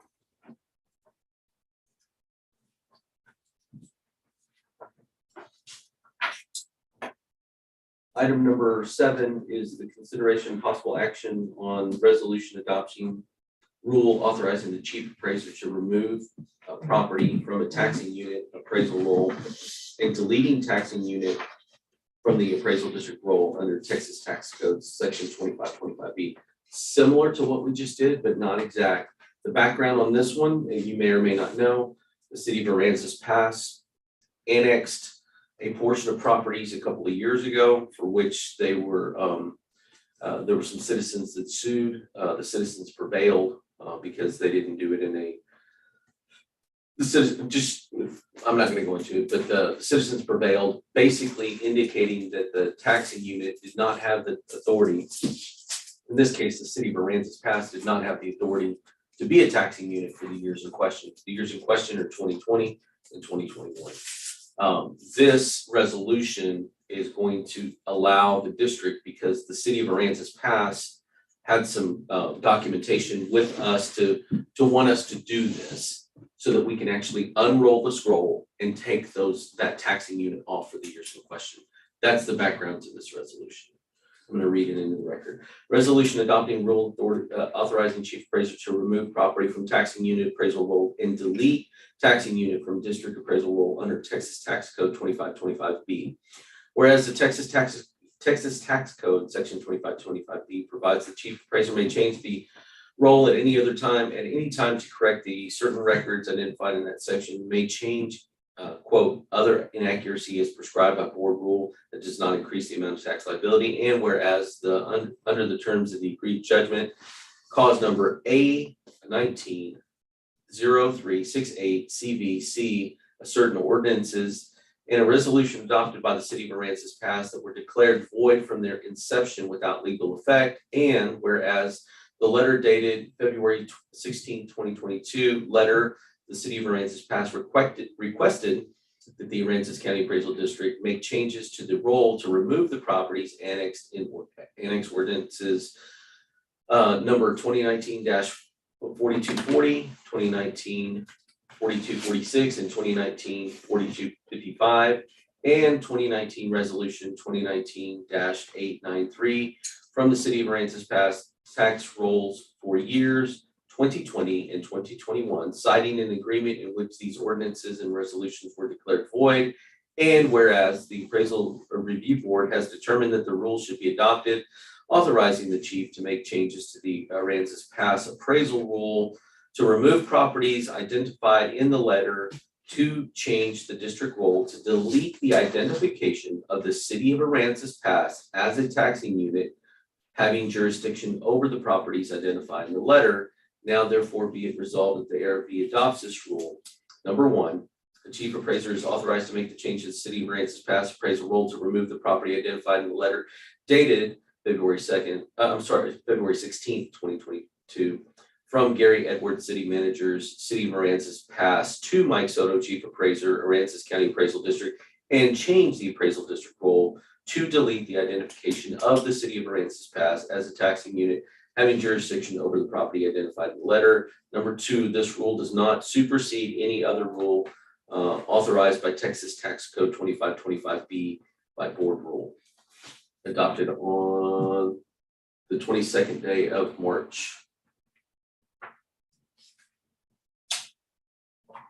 Okay, does anybody have any questions? Okay, I make Kathy. a motion that we adopt the resolution adopting rule authorizing chief appraiser to remove property from taxing unit appraisal roll and delete taxing unit from district appraisal roll under Texas Tax Code section 25.25B. I'll second the motion. All in favor? Aye. Any opposed? Okay, motion carries. Now with that, I will say that what you just did is very rare. We hardly have any board rule resolutions to that First That time I remember. one. intensity. Yeah. So the ones that we're about to do, which are the readings of letters, the discussions to grant future hearings, and then chief appraiser motions and motions to correct are very common. So what you just did was very rare. So just to give you a little bit of background.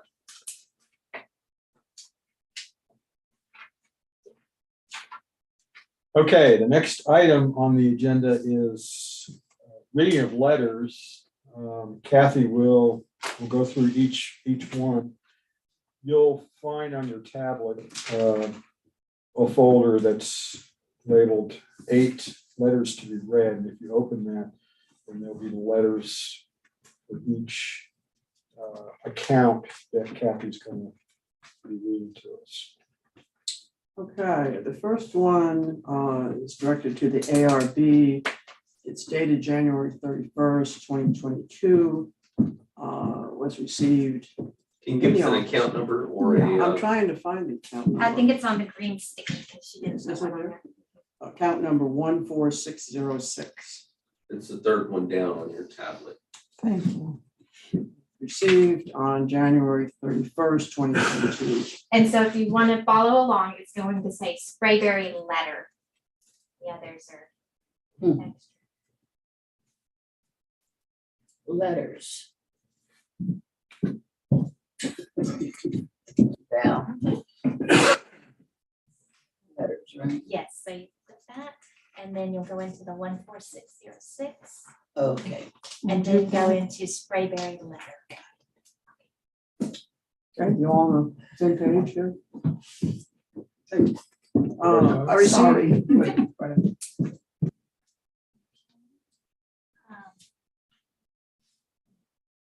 Let's go back, I'm not sure. Okay. Or I shouldn't be.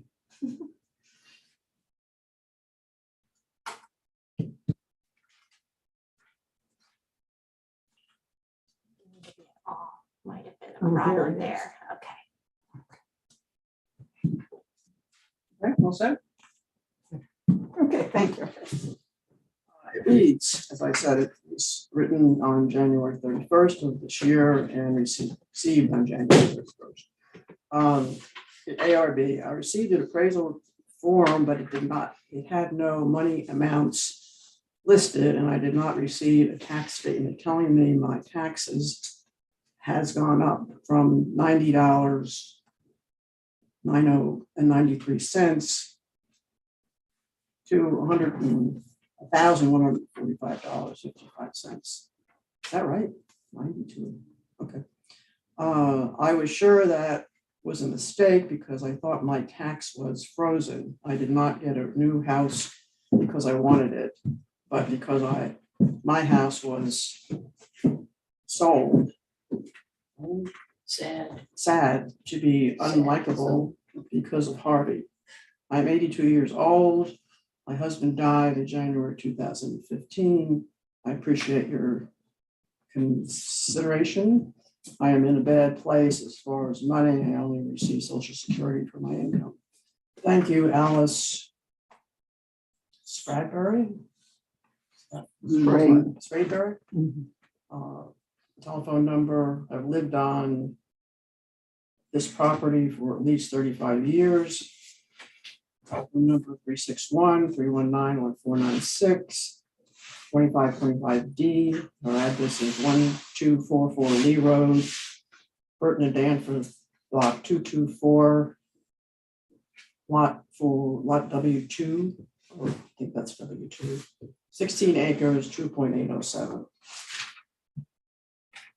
And the district replied to that on February 11th. Do I need to read all these in? I can read this part for you, that we replied on February 11th, dear Ms. Barberry, the district has received your letter in regard to protesting the value on PID, and you see that scratch out, it's 14606. Under section 2525D, your letter will be read by the appraisal review board on the next time they meet, which will probably be at the end of April. So we're middle of late March, so we're doing better. The appraisal will send a response to that letter after your letter is read. I'm including the section of the tax code that pertain to 2525D for your information. Again, we send a letter like this when we receive protests that are typically late. So again, if you'll think about the scroll, this is saying, hey, the protester wants to protest, and they want to protest late, but then there's special rules when you protest late, and part of it is 2525D. One of those measures are the taxes paid. And so if you'll go to that next letter, it says email the tax office. And it says, this is from Beth on March 21st. It says, can you let us know if account number 14606 is delinquent? We see the quarterly payments in regard to the letter and that you sent to the ARB. And it says, Anna Marshall indicates that the only taxes are owing are 2021s, and they are set as quarterly payment, and they are up to date on payment. So she does meet the letter of the law that says that she qualifies for 2525D. I don't know if it's relevant or if you care, but the district agrees with granting a future hearing for this one, for this particular one. Is that the one? That's the one. Because they listed 2525D, they've made their quarterly payment, And and that's real important on the 2525Ds that they have paid at least the taxes that were all due or just partially due. that are, well, if they're in quarterly payments, they have to have done their first quarter. If they're not on a quarterly payment process, which is not anybody under the age of 65 is not even eligible, they would have had to pay their taxes. Right, and then. Right, and I would like to make a motion that the ARB hear the 2525D protests as presented by Alice Spradbury. Second. Just for a Oh, future hearing, I'm sorry, and that's account number 14606 for a future hearing. for a future hearing. I'll second the motion. All in favor? Aye. Do I just give these to you? Do you have notes or do I have to make? notes Right, on you it? can just turn it over and go to the next one. Anybody opposed? Okay, motion passes. Okay, the next one is. The name is Duckworth, account 17646. And it indicates on that sheet that taxes have not been paid. This is a letter received on January 22nd, 2022. It doesn't have a date as to when it was written. This is to the appraisal review board. I am requesting a meeting 2525 with the ARB about my property valuation of 307 South Austin Street. I mistakenly didn't open my letter from the appraisal district last year, 2021, in time to protest as they nearly tripled in the valuation. My fault for not doing that. The property here was a Texaco station and the fuel tanks were still in the ground. The building was heavily damaged by Hurricane Harvey. Most repairs have not been made. It is not rentable. I would appreciate a meeting to try and resolve this. And the district wrote back on February 11, 2022. Dear Mr. Duckworth, the appraisal district has received your letter in regard to protesting the value on property ID 17646 under section 2525D. Your letter will be read by the appraisal review board, ARB, next time they meet, which will probably be in April of 2022. The ARB will send a response letter to you after the letter is read. I'm including the sections of the tax code that pertain to 2525D for your information. And that's the same information that was presented on the last letter. And then the last things is a screenshot for this particular property in which the taxes have not been paid. So they do not qualify for 2525D. That's the district's position. I agree. Right, so, yeah, at this point, that's the only thing we can do. So, Right, no, exactly. I mean, she hasn't had, I unfortunately. think the hasn't had information that was sent by the district in response may have some opportunity for them to write another letter indicating they pay taxes, but even then we would have to react to that. Which we already have As a proof separate that she thing. hasn't paid taxes. I'm saying if they pay, and then they would need to resubmit a request, which we would then additionally need to rule on. So it'd be a separate. I think that that understanding is by the delinquency date. So the date of January 31st, the taxes have to be paid for the 2525 to be in effect. Okay. That's the way I understand it. No, I think you're right. Thanks for the clarification. 2526 is in there. Our letter came in on the last page. Oh, we highlighted, when we said the thing, we attached a copy of the code that says that, hey, you need to pay timely. You would have had to pay timely. You know, we're not checking that on a daily. We just kind of, we know. And then on 2526, it says forfeiture of remedy for non-payment of taxes. Yeah. So the district's position, you can do what you want, but the district's position is that they forfeited their right for 2525D by not paying their taxes. Yeah, agree. Okay. Make a motion then that regarding the Duckworth, Carl Duckworth, account number 17646, and request that we deny his request for 2525. He didn't indicate it, but it'd be 2525D. Hearing based on the fact that he had not paid his taxes by January 31st of 2022. I'll second that. All in favor? Aye. Anybody opposed? Okay, motion carries. Okay, let's There's figure this one out. Yeah, there's not really a letter with this one. I just highlighted what he sent it by email.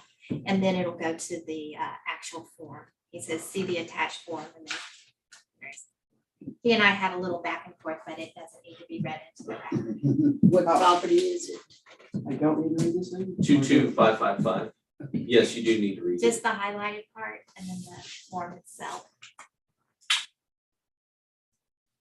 Okay, this is a late filing on account 22. I assume that's 555. Letter attached. Motion for hearing to correct 1/3 overappraised error on non-residence homestead property. So this is confused by this one. So this is a letter, this is what we sent to this individual. No, he sent that to us. It's an actual 2525D form. Okay. Okay, so this is addressed to Michael Soto, Chief Appraiser for Aransas County District, or Jonathan Dom, owner of property described as Agent O'Connor and Associates, also number 22555. Brings this motion for a hearing to correct the 1/3 over appraisal error regarding the district described non-residence homestead property on the appraisal roll certified by the appraisal review board on TBD. To be determined. Mhm. Movement states that the property taxes due for 2021 tax year have not become delinquent, and the movement property owner has complied with the provisions of tax code section 2526 and has not forfeited the right to appeal for non-paying of taxes. Movement states that the property described above is located within the Aransas County Appraisal District. Furthermore, movement states that the property described above is located within the taxing units listed below. It says, please see attached. Now, Which of this do I need to read? No, that's just an old affidavit, I think they attached with it. But the gist of it is, we received this emailed form. We received it on February 21st, 22nd. 22nd. Yeah, February 21st of 2022. So it's after the delinquency date and therefore void. That's the But district's is he position. claiming that the taxes were paid or? Yeah, but there's two measures. One, you have to file the form before January 31st, and you have to pay the taxes to even be eligible. So And this- they didn't file the form until February of so he paid his taxes, but he's late on the letter. That's exactly, Correct. that's the way we understand it. Okay. And so the district's position is that you should not grant the hearing, but again, you get to roll. Because he was late. You have to do, you have to turn it in timely, yeah. Yes. Any other questions? I'll make a motion that we decline a hearing for Jonathan Daum, DAUM, account number 22555, based on the fact that the letter was not received prior to January 31st, 2022. I'll second the motion. All in favor? Aye. Anybody opposed? Okay. Motion carries. All right, and another one, several more actually. This is a letter to the ARB, it's account number 55116. Don't know what date it was sent. Doesn't have a date on it, but it was received on February 1, 2021. 2021. Adam. If it says 2021, I think somebody had their date. You're I was wrong gonna on their say, dates. yeah, so we should be 21, 2022. 22. I, Adam M. PUTZ. And I'm requesting, What account number are you doing? I'm sorry. it's 55116. What about 47854? Oh, it's just not in the order? I Okay, don't have that Okay. yet. okay, 55116, got it.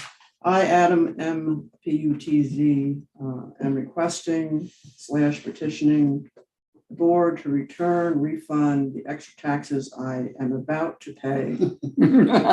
This is interesting, for the property at 2616 FM 3036, Rockport, Texas, 78382. The appraisal district, I don't know what the word is, the value, placed or put the value at $283,080 for the undeveloped land when I just paid $250,000 for it. It's signed Adam M. Putz, 138 Dream Oak Drive, Rockport, Texas, 78382, telephone 361-212-5203. And he's That's a regular, This protest form, do I need to read the whole protest form? no, I don't think so, because we're not considering the protest today. Right, We just submitted it. he is only checked on a reason for protest as incorrect appraised market value. So he's basically, he's asking for a refund of his taxes, is that correct? That he has not yet paid. Oh, I don't know. I mean, I'm just saying that what you read is what he said, and you should read it in the record. Okay. I don't think we've had enough information to. There is a Yeah. response, that the district had on the next, on your tablet. It says, dear Mr. and Mrs. Putz, the appraisal district has received your protest filed for 55116. Unfortunately, the deadline for filing the protest has passed. Your letter will be read to the appraisal review board at their next meeting, which will probably be April 2022. A response letter will be mailed to you. So again, for the new individuals, a scroll. The only remedy after the normal appeals time is 25-25. This is not a 25-25, and you'll notice that 25-25, I think you received in your training, has to do specifically with either a quarter or 1/3 over. Again, this claim is not even that claim, and then furthermore, if you look, the protest form is actually the day after the delinquency date. So it wouldn't even apply even if it were, because it's not timely. So it's a district position that, just like we said in our letter, that unfortunately the deadline is passed, even if they claim 25-25. Or, yeah, made the claim of 25-25.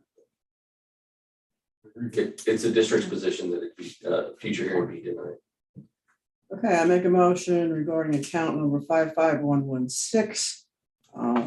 Adam M. Putz, that we decline his request for a hearing based on the fact that the letter was received after the deadline and did not ask for 25-25D review in any case. So it's not applicable.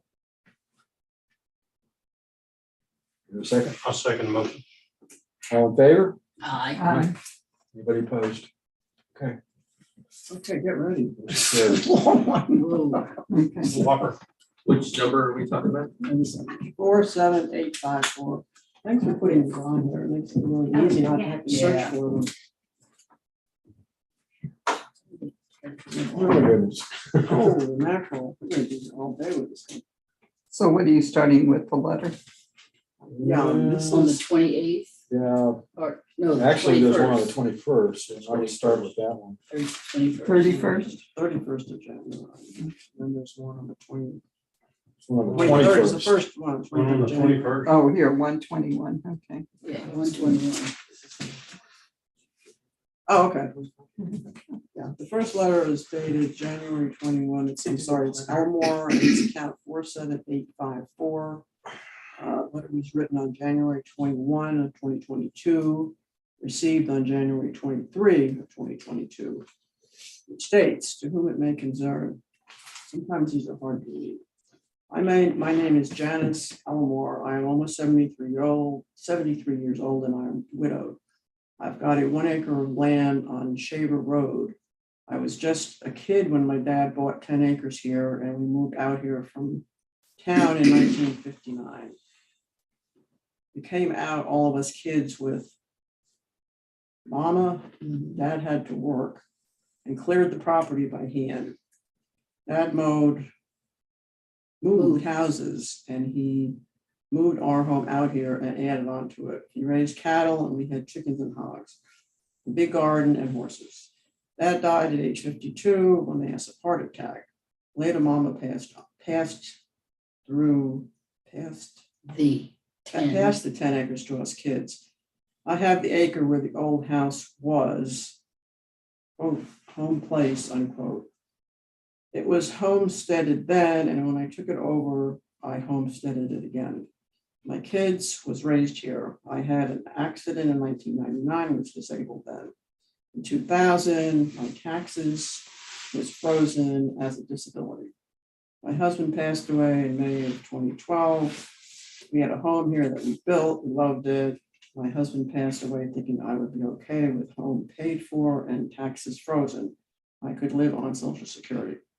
Hurricane Harvey hit and destroyed my home. I was devastated. What would I do? My kids insisted on me filling out for a house from GLO, so I did. The house is nice, and I feel blessed to have it.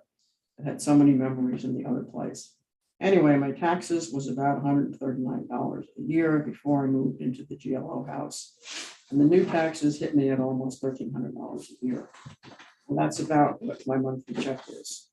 So I've called a few times to see about getting this straightened out, and due to COVID, couldn't get anywhere. So I called again last week maybe, and spoke to a lady, and she sent me the papers to request to speak with the comptroller.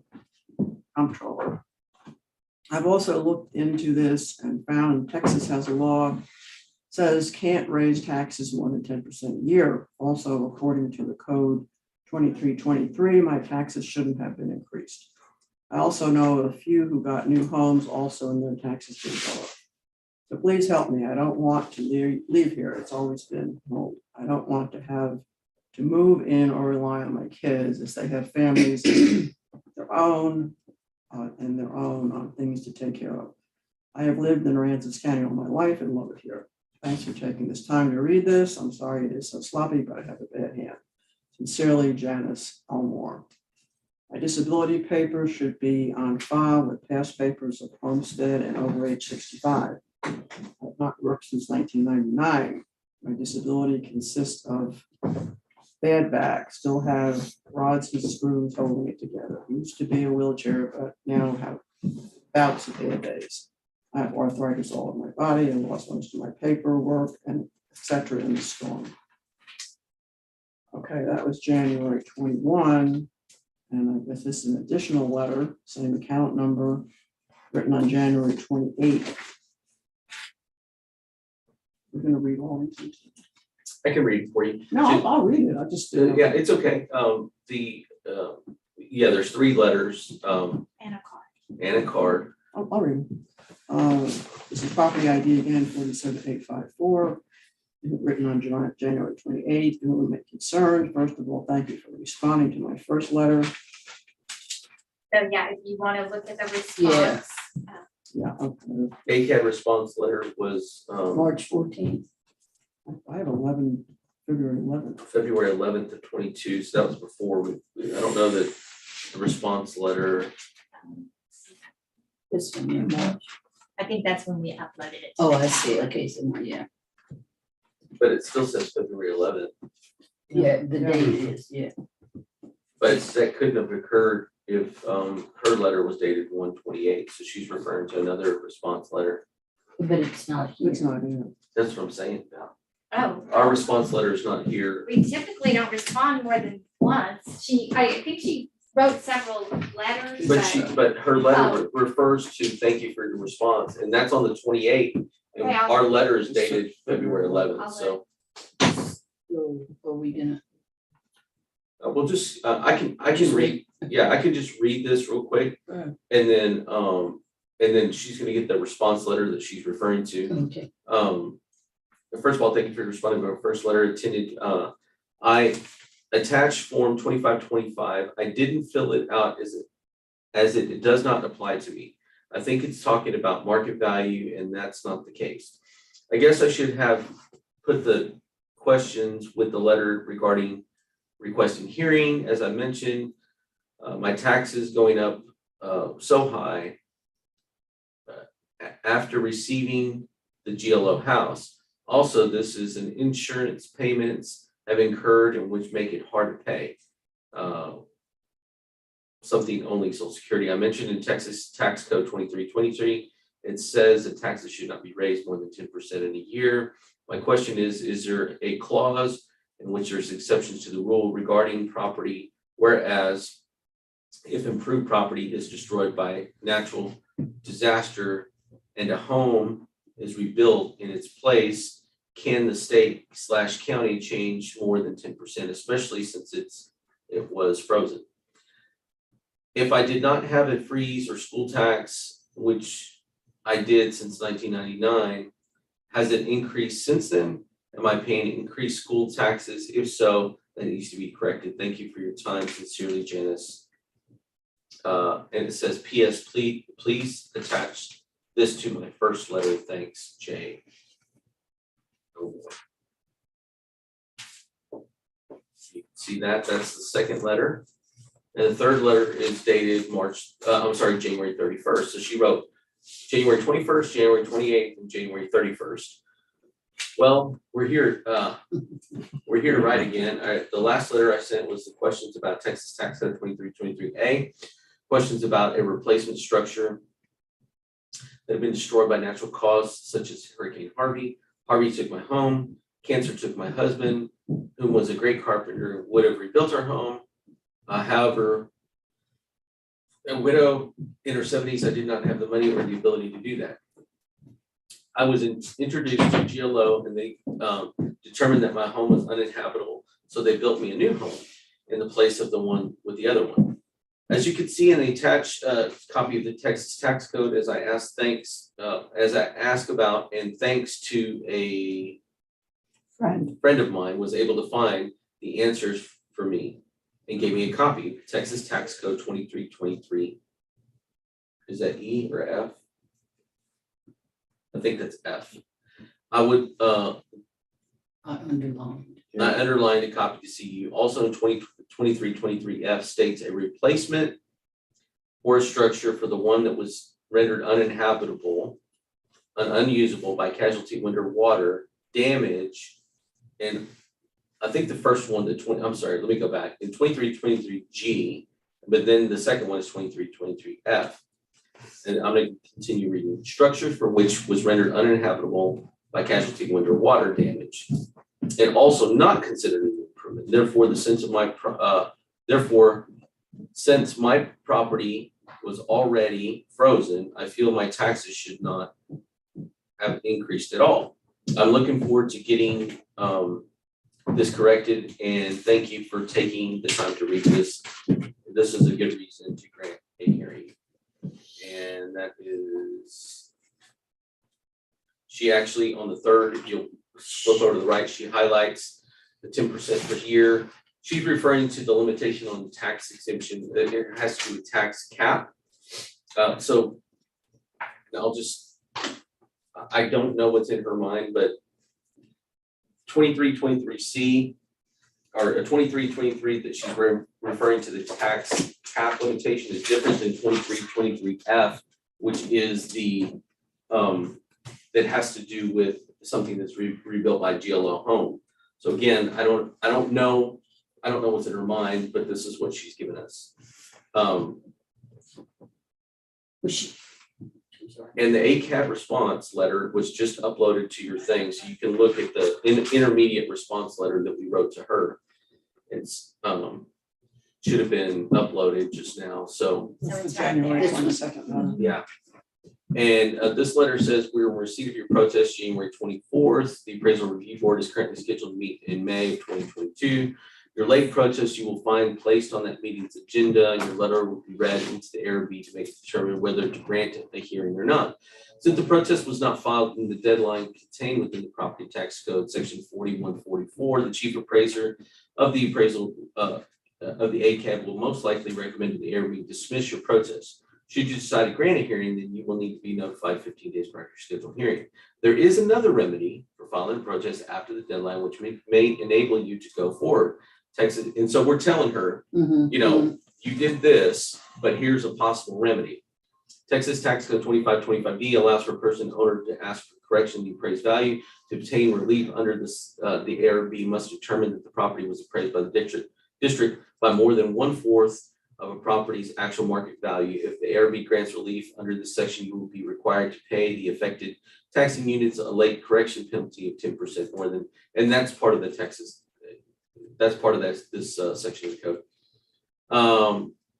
Corrected as the appraised value in the amount secured in lien for property similar to the lien secured in payment of taxes. I have attached the comptroller's form 50-230 motion to correct hearing 1/4 over appraised error for review and completion should you decide to file this motion.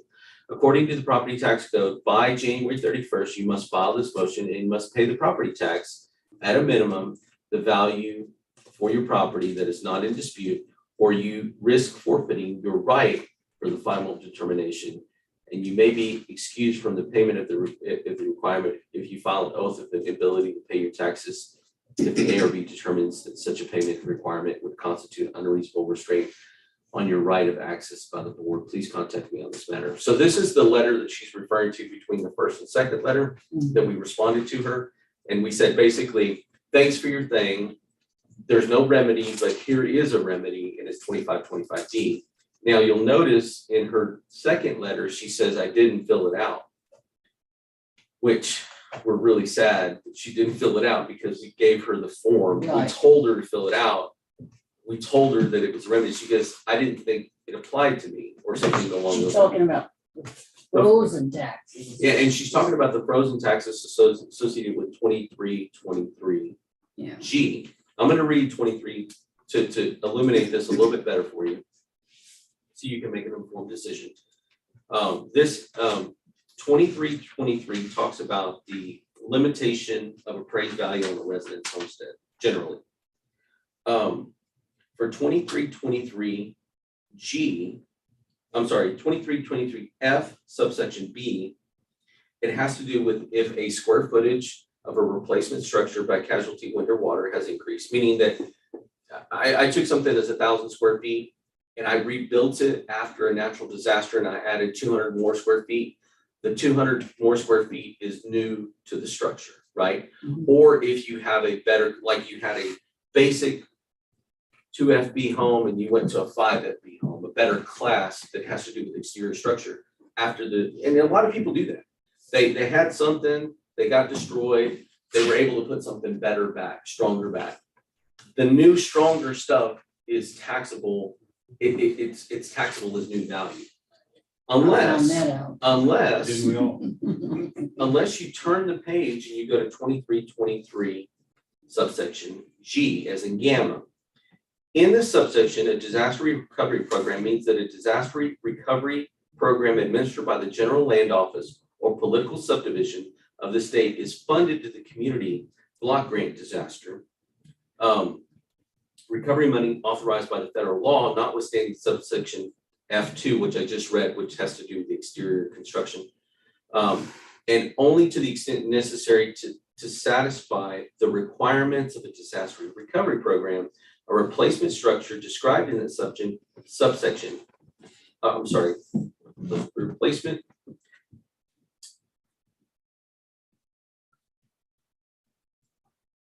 A replacement structure described by that subdivision is not considered to be a new improvement if to satisfy the requirements of the disaster recovery program, it was necessary that the square footage or the exterior, talking about the same two things. And what this is saying is that if the GLO does it, it's possible, and I have had discussions with the GLO because they've built many homes.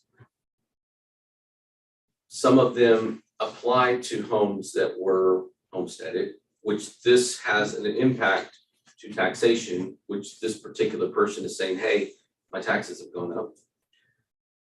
Other people, they're not homesteaded, so the value just goes to what it goes to. It's this, and now it's this. What she's referring to is a petition to say, hey, my taxes have gone up. We told her, please fill out this form 2525B. She did not. She's petitioning this board to say, hey, listen, look at 2323G and please consider whether my taxes should have gone up. The district's position is that we're trying to obtain information from the GLO, not only of the number of properties that they've done this to in Aransas County, but also what is the minimum standard of build. And what I mean by that, is the minimum standard of build anything less than what they've been doing? And if it is, then it's the district's position that all that new value is really new value. And if it's not, meaning that the baseline, this is the minimum that they're going to put in anywhere, then 2323G should apply. And then there will have to be a correction. But regardless of any petition that anybody files, meaning that it doesn't even matter if they file, if I find out that they have to do that, then I'm going to have to make roll corrections to change the taxation to what the structure before the damage was, because it's saying that this is a special situation. So just to give you, again, another overview, if here's my lot right here, and here's the house that I used to have, right? And it's 800 square feet and it's a mobile home. But GLO comes in and say, I'm going to build you a 1,200 square foot home, hardy plank, that's like a 4FB, I have to find out if that's their base model, like their lowest model. Because if it's not their base model, I have to take the difference, which I already have, because we've already calculated the difference between what it was and what it is. But if it is their base model, it says that 2323 applies. So I'm not telling you what to do. I'm just saying that I'm still researching 2323G in reference to all of these. She did not file a 2525. She filed a timely protest, a protest, but we wrote her a letter to say, please fill out the 2525. I'm saying that I'm going to research this regardless. The district is going to research this regardless to make sure that we've done it correctly. But you do have a letter in front of you. In fact, you have 4 letters. I think this person went out of their way to try to communicate the best of their ability. And at the very least, the district's position would be that you would table any such response to her until you have some clarity from maybe your attorney. That's my position. You should, I don't think we should turn this person away. Even. Can we, I- go ahead. She did not follow the 2525. We told her to, but I think she's trying to communicate to Oh my us. God, yes. And I communicate to the ARB. And at the very least, I think you should table it until you speak to your attorney and get an understanding of how you should respond to this person. Would it be helpful, any, if we had a little more information from GLO also? No, those two things are separate. And what I mean by separate, all you're considering today is whether you should grant a future hearing. Okay, That's all you're doing today. And what I'm saying is that if I'm in your position, this person's written 1, 2, 3, 4 letters and a card to try to the best of her ability to communicate to you. She doesn't know this. She doesn't know all the things that she should be doing. We told her what to do. And if she had just filled out 2525D and signed it, she would have enough for you to grant a hearing, in my opinion. But she didn't. So now she's in a situation where she didn't file the 2525, but she wrote 4 freaking letters. You know? But she still has the GLO issue, right? Yeah, again, the GLO, Yes, all I you're mean, considering today yeah, is whether you're gonna grant a Grant her future a hearing. protest. Right, no, And- I know that, but yeah, Okay, that is an issue that's still hanging out there. it's hanging out there, but again, there's a process. Like every single one of the people, like this person, she received a notice of protest and she goes, well, I used to be 90 and now I'm $1,000. Why is that? It would have been good had she shown up then. I would have loved to have seen her then. The problem was that she didn't come in the summer. The roll was certified. The only thing that's left is 2525D because of this book here. So now we're in a situation where I'm telling you that this person has reached out to you on 4 different occasions. We're reading it for the first time. But even at that, I haven't seen enough, and I'm not disagreeing with anything that's been said here. I haven't seen enough to tell me that she's talking about appraisal versus her taxes. And we don't know what, there's just not enough information about what the appraisal increased and stuff like that. Because even if the appraisal increased because it was homesteaded and she supposedly was frozen, you know, that has some implication to the taxes, but that's a different thing, She's right? more or less complaining or wanting to protest her taxes rather than the value. That's at of least the all that appraised. she's talked about. That's all I she's agree. talked about. And I think we're looking at the appraised value of the property. And one of the things that they said was you have to take the emotion out of it. And I'm sorry that she's a widow and that she's had COVID and things like that. But you know, if there was a form that y'all sent to her and she didn't fill it out,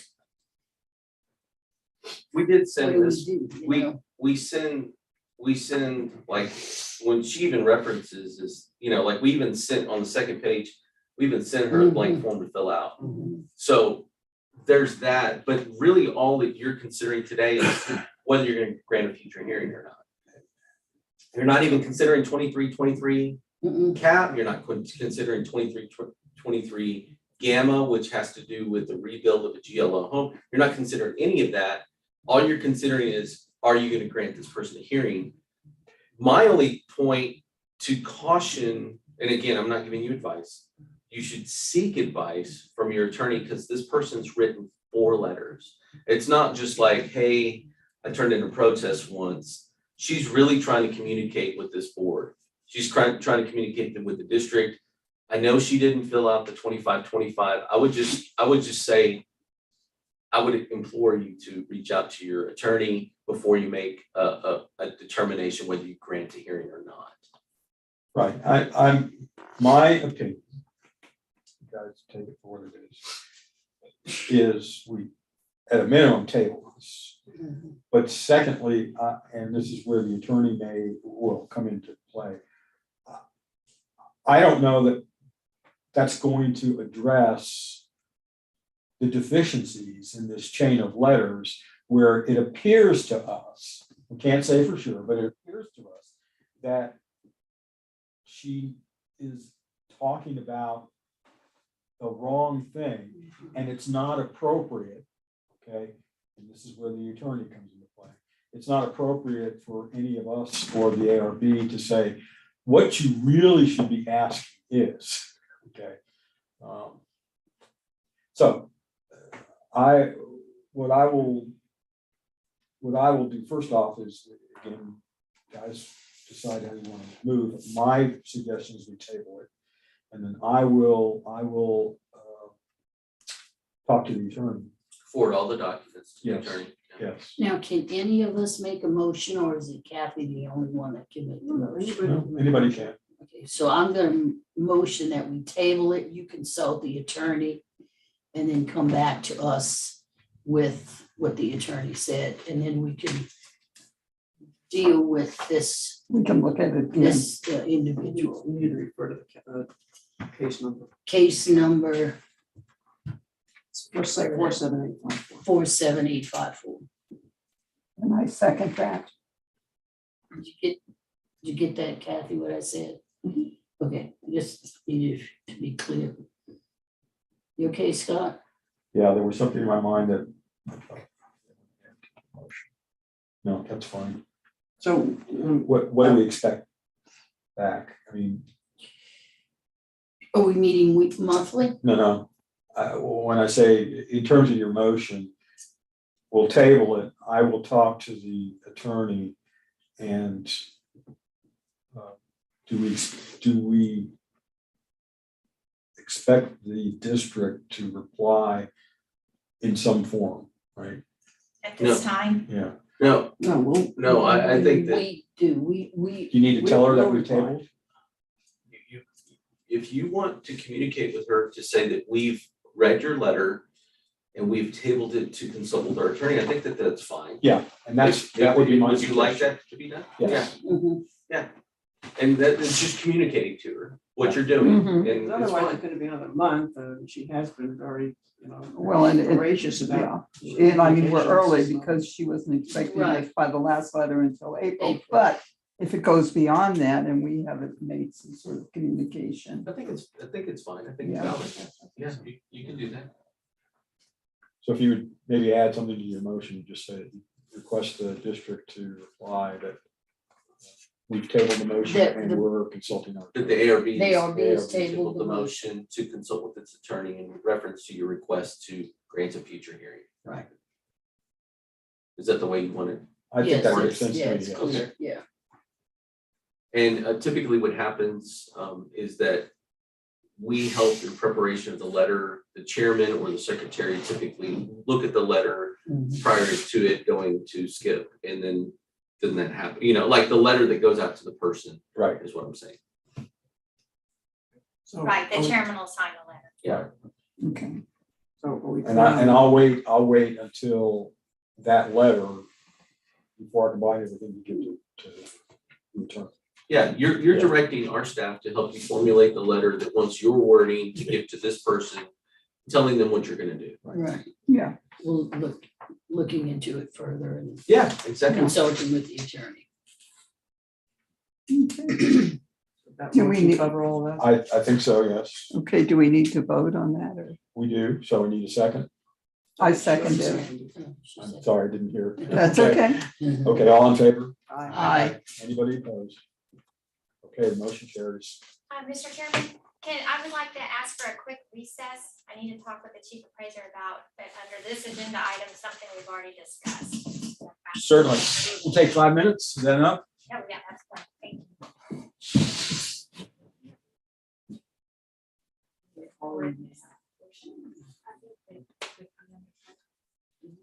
See, you thought this was gonna be boring.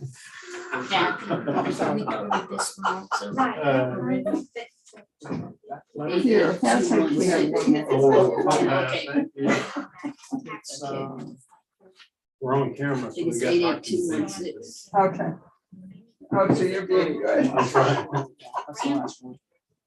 This is fine. What's that? I know it's bad to have this Congrats. all the time. I know it, huh? We need to see what it's doing. Well, sometimes there's all kinds of food in here. Give it to Anna and see what it's doing. And then I have to bring some veggies or fruit or something. These are. What would you call it? I know. Oh, gosh, yes. Well, and then my favorite, which is at the other end, is Three Musketeers. Oh, yes. What's in I've there? had Oh, 3 of the these already. They just melt in your I mouth. know, I Mm. know. What I did for not having breakfast. Mhm. Yeah, I had a I'm not banana. normally a It was chocolate not eater, enough. like plain chocolate, I'll just like to put candy bars. Yeah. That's So I don't keep any in my house Mm. because I wouldn't. Uh-huh, that's why I don't keep any. It calls to me, it just It calls. does as you walk. We have a big candy jar that was, No, I would eat it all. my husband always fills up with candy kisses and all of that. And, Chocolate. you know, you go by and it's like, eat, eat. Right by the door as you walk out. My husband used to always buy tons of candy for Halloween when we didn't have people come over. Yeah. I'm like, why are you doing this? Because you know I'm gonna eat it. And you're gonna eat it and we don't eat it. Tom does that too. We never get anybody to come by on Halloween. Well, He's the always kids don't buying anymore. Halloween candy. I'm like, what? We're gonna have to eat it. Really do see- I mean, I haven't seen a kid in money. I live in the country, but I'm seeing this place. And our houses are fairly close together there, so it's a good location to door to door, but we can't get anybody for years. I live in the Harbor Oaks and it's the same thing. Yeah. The kids have other Hardly things to ever, do you now. know, it's like, School you're all functions. what? Yeah, right. I know. I haven't seen any kids in our neighborhood. Spring break they come. Go to around. events, parties, school things, Mhm. downtown, you know. Churches. Well, and it's so scary, you know, with everything you read about, you know, it's like, I don't think my kids, if I was raising kids nowadays, they'd never go out trick or treating. When I was a kid, we went out from, like, we would take like, you know, back Mhm. brown paper bags, you know, grocery store bags. And it was all about how much you got, I know. rank wise, it had Or nothing to do with what was We would get, inside. apples and candy and money, you know. Yeah. And then my mother would pick us up at various locations, pick up our stash and give us another bag and we'd keep on going. That what she did when, if we bring it all home, my sister and I, and, And then my mom would, She would because sort we it didn't all out. eat it, so it would get thrown out just before Christmas because you got all that stuff. for Yeah. Christmas. she used to sort it out by category. And then every day, unbeknownst to us, she would take a handful, you know, pitch it. So, like we both like candy. My little grandson, my youngest grandson is not much on candy, and when I go to their house, there's a big bowl on top of the refrigerator. And it's full of candy. And I'm like, don't you eat this? No, you can't. Give it to me. I'll take it home. We are. Yeah, I keep it down here, so you can't have it. Oh, there's cookies. Yeah, I saw that too. Even muncher. There is a restaurant there too if you need it. Which is my.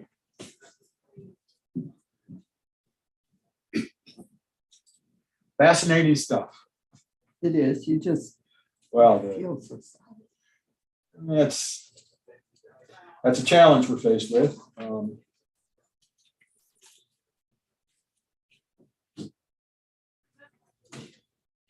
And it's like, in many ways, we're like a jury that, how many times you've been on a jury and you say, gee, if they'd only asked this, if they'd only asked that, so on. They just keep their mouth shut.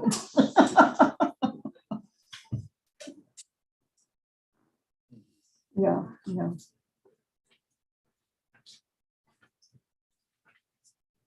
So how well do you know? Hmm? How well do you know Fran? Hours. Oh, because we were the, Women's Club? yeah, the Women's Club. We got some ground to cover.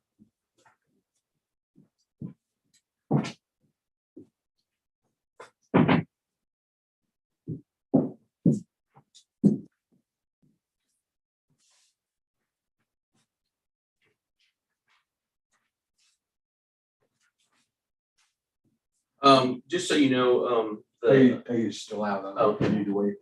yeah, sure.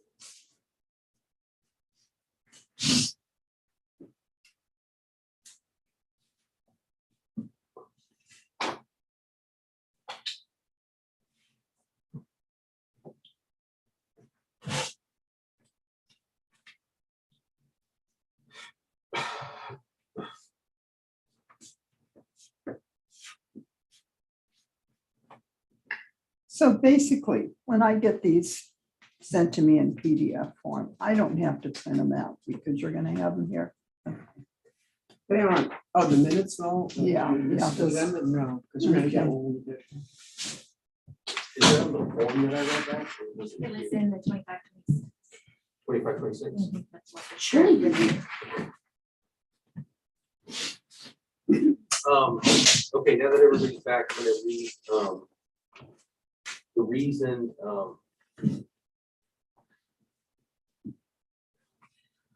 that, the office manager and myself had a discussion was in relation to the property on Austin Street, which you've already ruled on. And one of the things that I read on 2526 has to do with like payment of taxes to be eligible for the 2525, but it's the amount under dispute. So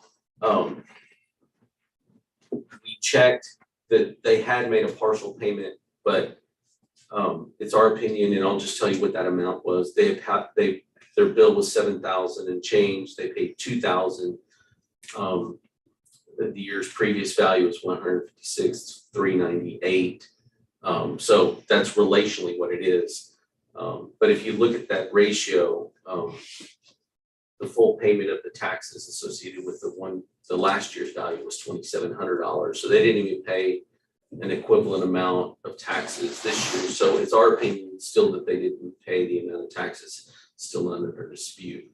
But again, that's our opinion. We wanted to make you aware of that. If you want to consider that, again, we'd be glad to tell you all the details of what's under dispute. But typically when you're applying for a 2525D, the property in question is a non-residence homestead. So they're saying that we're off by more than 1/3, which means they have to pay 66% of the taxes.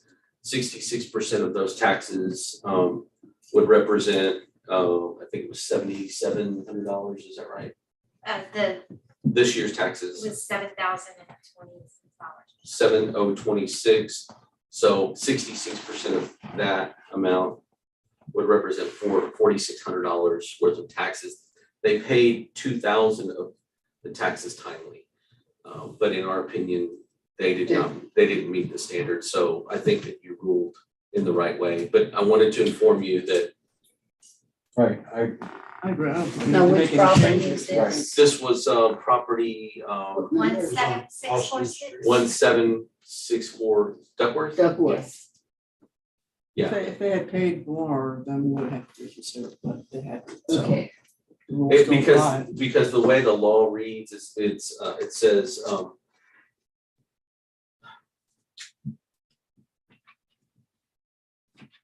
A property owner who pays the amount greater, taxes greater than the required does not forfeit the right of the property owner's right to final determination of the protest is making a payment. If the property files a timely motion under 2525, taxes paid on the property are considered paid under protest, even if the paid before the motion filed. And then it goes on to say, not under protest. I don't know where this is. Should be like this. That- Yeah, must pay the amount of taxes due on the portion of the taxable property of the property that is subject of the motion that is not in dispute before the delinquency date. So the motion actually says 1/3. So of the value that's apportioned to the taxes, you would have to pay $4,600 of the $70 or $7,000 because that's not under dispute. You can't. They're saying that it's more than, Right, but he didn't actually file the motion, it was just a letter yeah. with his. Yeah, his was just a letter that indicated 2525. He didn't even refer to subsection D. But What was this do we know what his previous tax bill was? Yeah, yes, he just said that. I'm sorry. 27, roughly, Okay, so, roughly $2,700. okay, so I hear what you're saying. My reading of that was you needed to pay at least what it was less, you need to pay the bill less what's under dispute. And he didn't do that either. Because it would have been at least what his previous tax bill Yeah, was. yeah. That's what my Yeah, understanding is. right. And- So I don't think we need to make any changes to my mind. I just wanted to make you I aware. don't think so. Yeah. I just Anybody wanted to make, else? it had come to our attention, just wanted to make you Okay. aware. Okay. We have one more on, which is 882164. And the good thing is that under the next agenda item, you've considered most of the granting future hearings, so you're almost done with that whole next item. So it's pretty good. We're to 88. 8821648. Right. I'll do it real quick. Arvello is the property owner appraisal review board at which to protest 8821648 in regard to market value reference 2525D, respectfully, Abirlo. And then, why, there's a homestead application attached, Val? I believe maybe there was. Yes. Yeah. And then there's a motor vehicle bill of sale.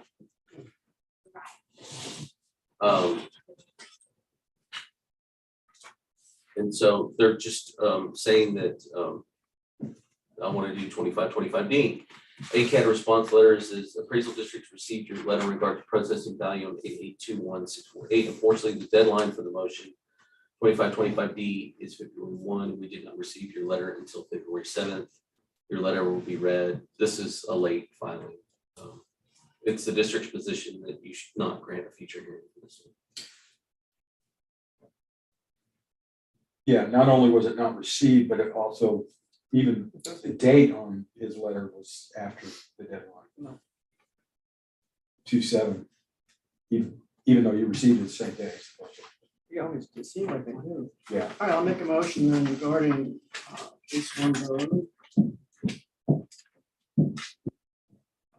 88216448 regarding Alberto Alvaro, that we deny its request for a 2525D hearing based on not receiving a letter on a timely basis.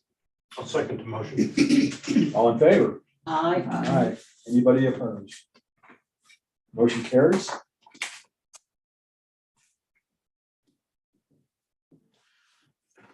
Okay, that addresses item 8. Item 9 is Granting, possible actions. Now, of the things that we just read, All but one. all one was denied. Oh, well, all but one were decided on as far as. Right, yes. So there was only one that potentially could result in a hearing. There's one that's tabled, which is 47854, which you've already made a motion on to table. Right. And then you have not discussed 61434. which is in this next item. The others have been Okay, been decided. discussed. Okay. So the only one you have to read again is, or that you have to read is 61434. And the reason it wasn't under letters is that it was strictly a protest form that was filed. There wasn't any letter with it. Okay, so this is, Quick question though, okay, so I'm looking at 9.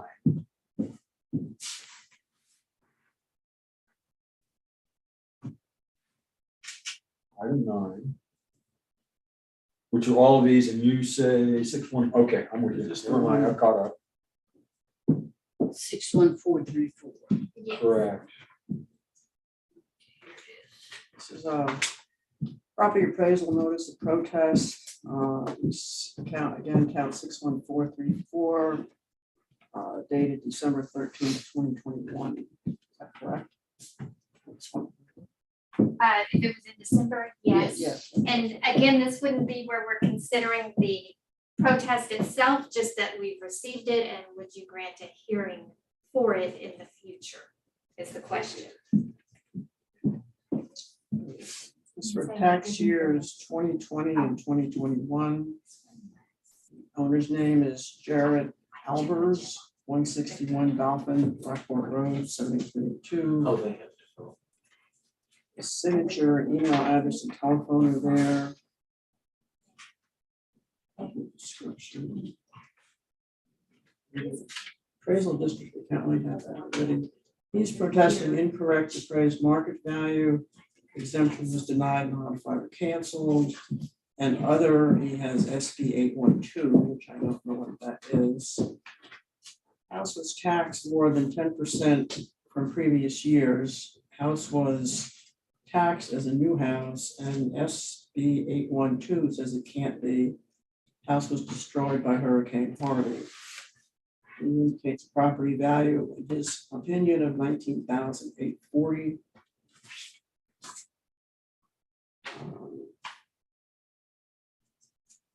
He's indicated he would attend hearing in person.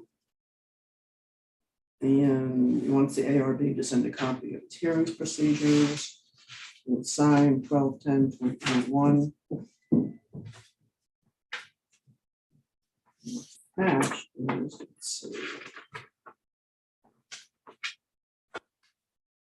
So apparently we sent him, I'm assuming, A response. well, did we send the bill analysis, or is that something that he sent? No, he sent the bill He sent analysis. the bill. He sent the protest form and the bill analysis, and we sent an ACAD response.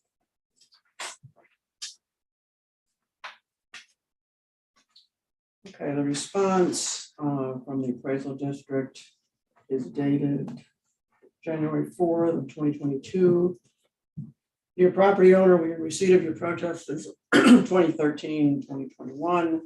Your appraisal review board, ARB, is currently scheduled to meet in May of 2022. The late protest you filed will be placed on that meeting's agenda, and ARB will make a determination as to whether to grant a hearing or not. Since the protest was not filed by the deadline contained in property tax code section 4144, chief appraiser of Aransas County Appraisal District will most likely recommend that the ARB dismiss your protest. Should the ARB decide to grant a hearing, then you will be notified by mail 15 days prior to the scheduled hearing. There's another remedy for filing. I don't know if I need to read all this. It pertains to what you need to do for 25D protest. The option is only available for 20 or 2021. According to the property tax code, by January 31, you must file this motion and you must pay property tax on, at a minimum, the value of your property that is not in dispute, or you risk forfeiting your right to proceed to a final determination by the ARB. You may be excused from the payment requirement if you file an oath of inability to pay the taxes.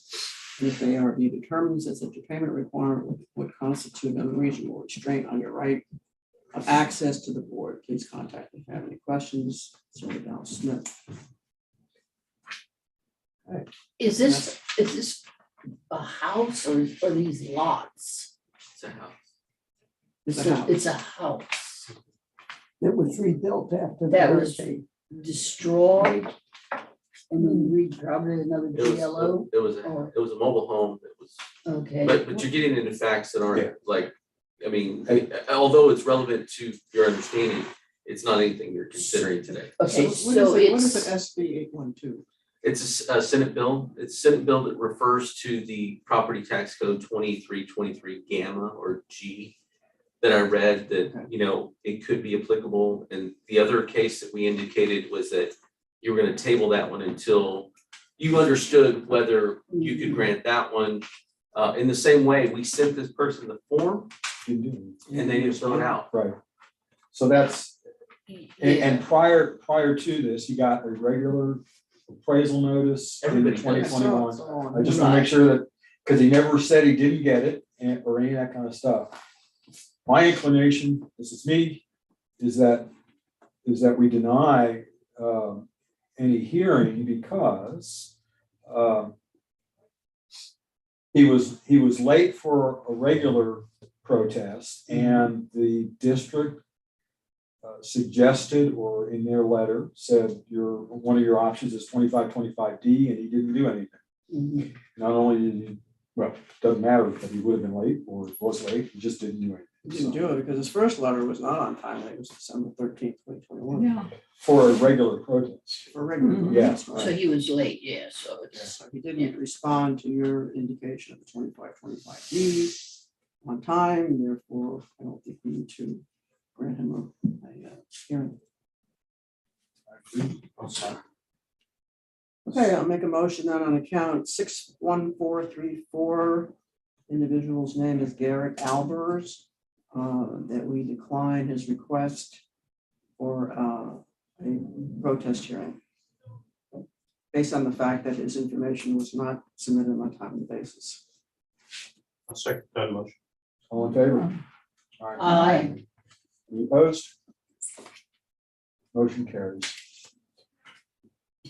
Can I ask a question? You know, Absolutely. We've had sort of two in a row that you have sent an alternative out to them and haven't been filled in. Is that fairly common? We try to communicate that one of our duties here at the appraisal district is, people don't know this, people don't know this code. Right. So we're trying to help them through the process. There are deadlines.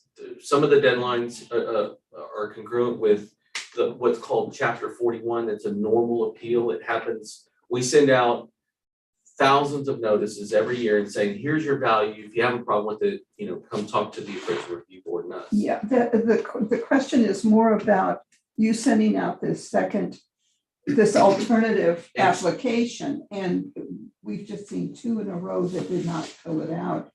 And it sort of begs to wonder if we're doing something wrong or you're doing, you know, if the wording is wrong or where. I mean, is that a common thing that you send these alternatives out and they don't fill them out? I can't speak to the you know, to anybody's ability to actually just read what we're telling them and fill out. I mean, there's nothing else that, I think we're doing a phenomenal job by trying to communicate. We're saying, here's the thing, you didn't file it quite right, but here's the remedy. And if they don't do it, I don't know what else to do. Right. Yeah. I mean, just- I'm not encouraging people to come and protest No, because no. right, I'm just going, you're giving them what their alternatives are. if they feel that they want to protest, Right. here's the form that you need to fill out. You know, And the owner has to take responsibility for that. that's exactly right. 2525s in years past, a lot of people have been successful in filling them out and they've been granted and they've had hearings, and the results of those hearings are neither here nor there. Sometimes we prevail, Yeah, sometimes but- they do. yeah. But the timeliness of that 2525 and the thoroughness, people have been successful in filling those things out. Yes, we Okay, have. okay, and at that's least- what I was asking. Are we just hearing We have them all an the time. anomaly where we We've get had two a- in a row, or is this? We had how many in the fall, like 20 or? We Yeah. have some right now And we- waiting. So the next meeting we'll be doing some. Okay. I'm just wondering and trying to get it all. Yeah. Down. question. I'm definitely not criticizing. I'm just Trying to understand. trying to understand. Yeah, that's good. My background is nursing, so whenever I see anomalies, I look at them more carefully. That's good. That's good. That's a good question. Okay, can we move on to item 10? Absolutely. I went ahead and printed out some calendars. I can go to Walmart this afternoon and get one. They're going late. Yeah, well, No, the next one's due out in a few weeks. 2024, 2020. No, 2020. Mine goes for a year and a half, so it Oh, always oh. hits at a different spot. okay, and I'll let Val jump in after I say a few things. One is, as I mentioned earlier, the district is shooting to send out the appraisal notices the week of the 11th or around the 10th of April. And with the 30-day rule, that would say our first meeting for hearings would be May 10th, but at the same time, there may be some number of protests that come in, could be on the 12th of April. So there's no reason to wait. So what my suggestion is that we be prepared to start hearings on the week of the 9th of May. And we'll have a better sense of that after we get a number of protests, find out how many we got in and that kind of stuff. Yeah.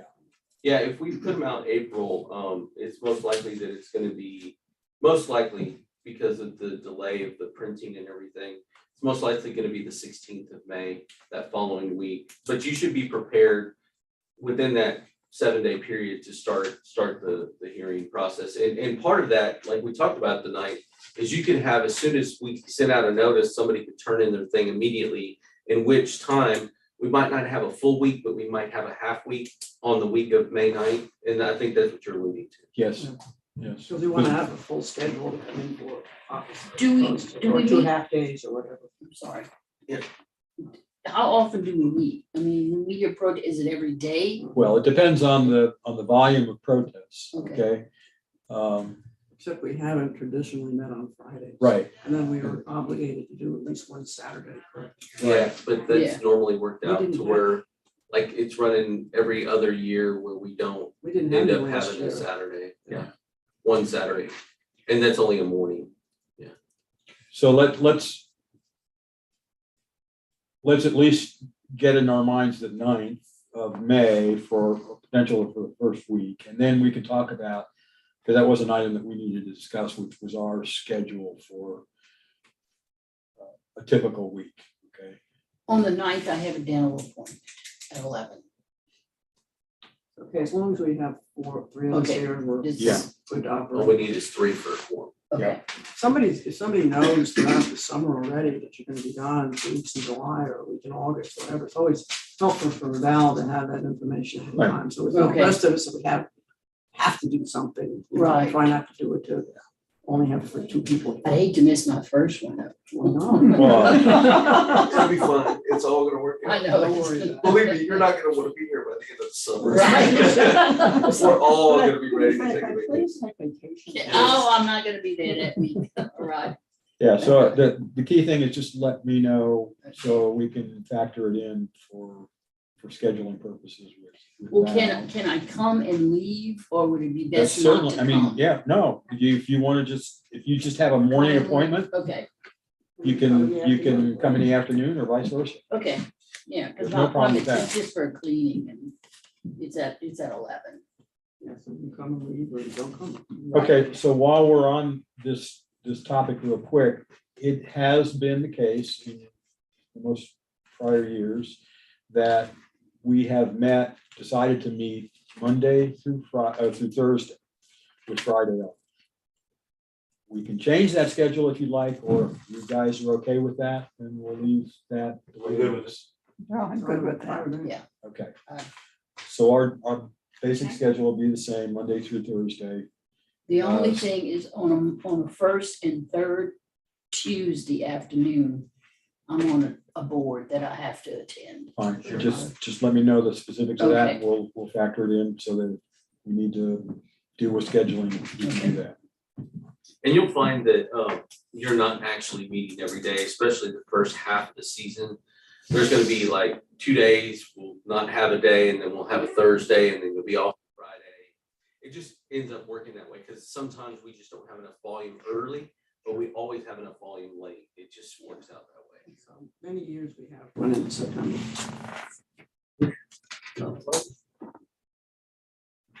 And then the other thing would be, in regard to the schedule, is just the next meeting that we're gonna have.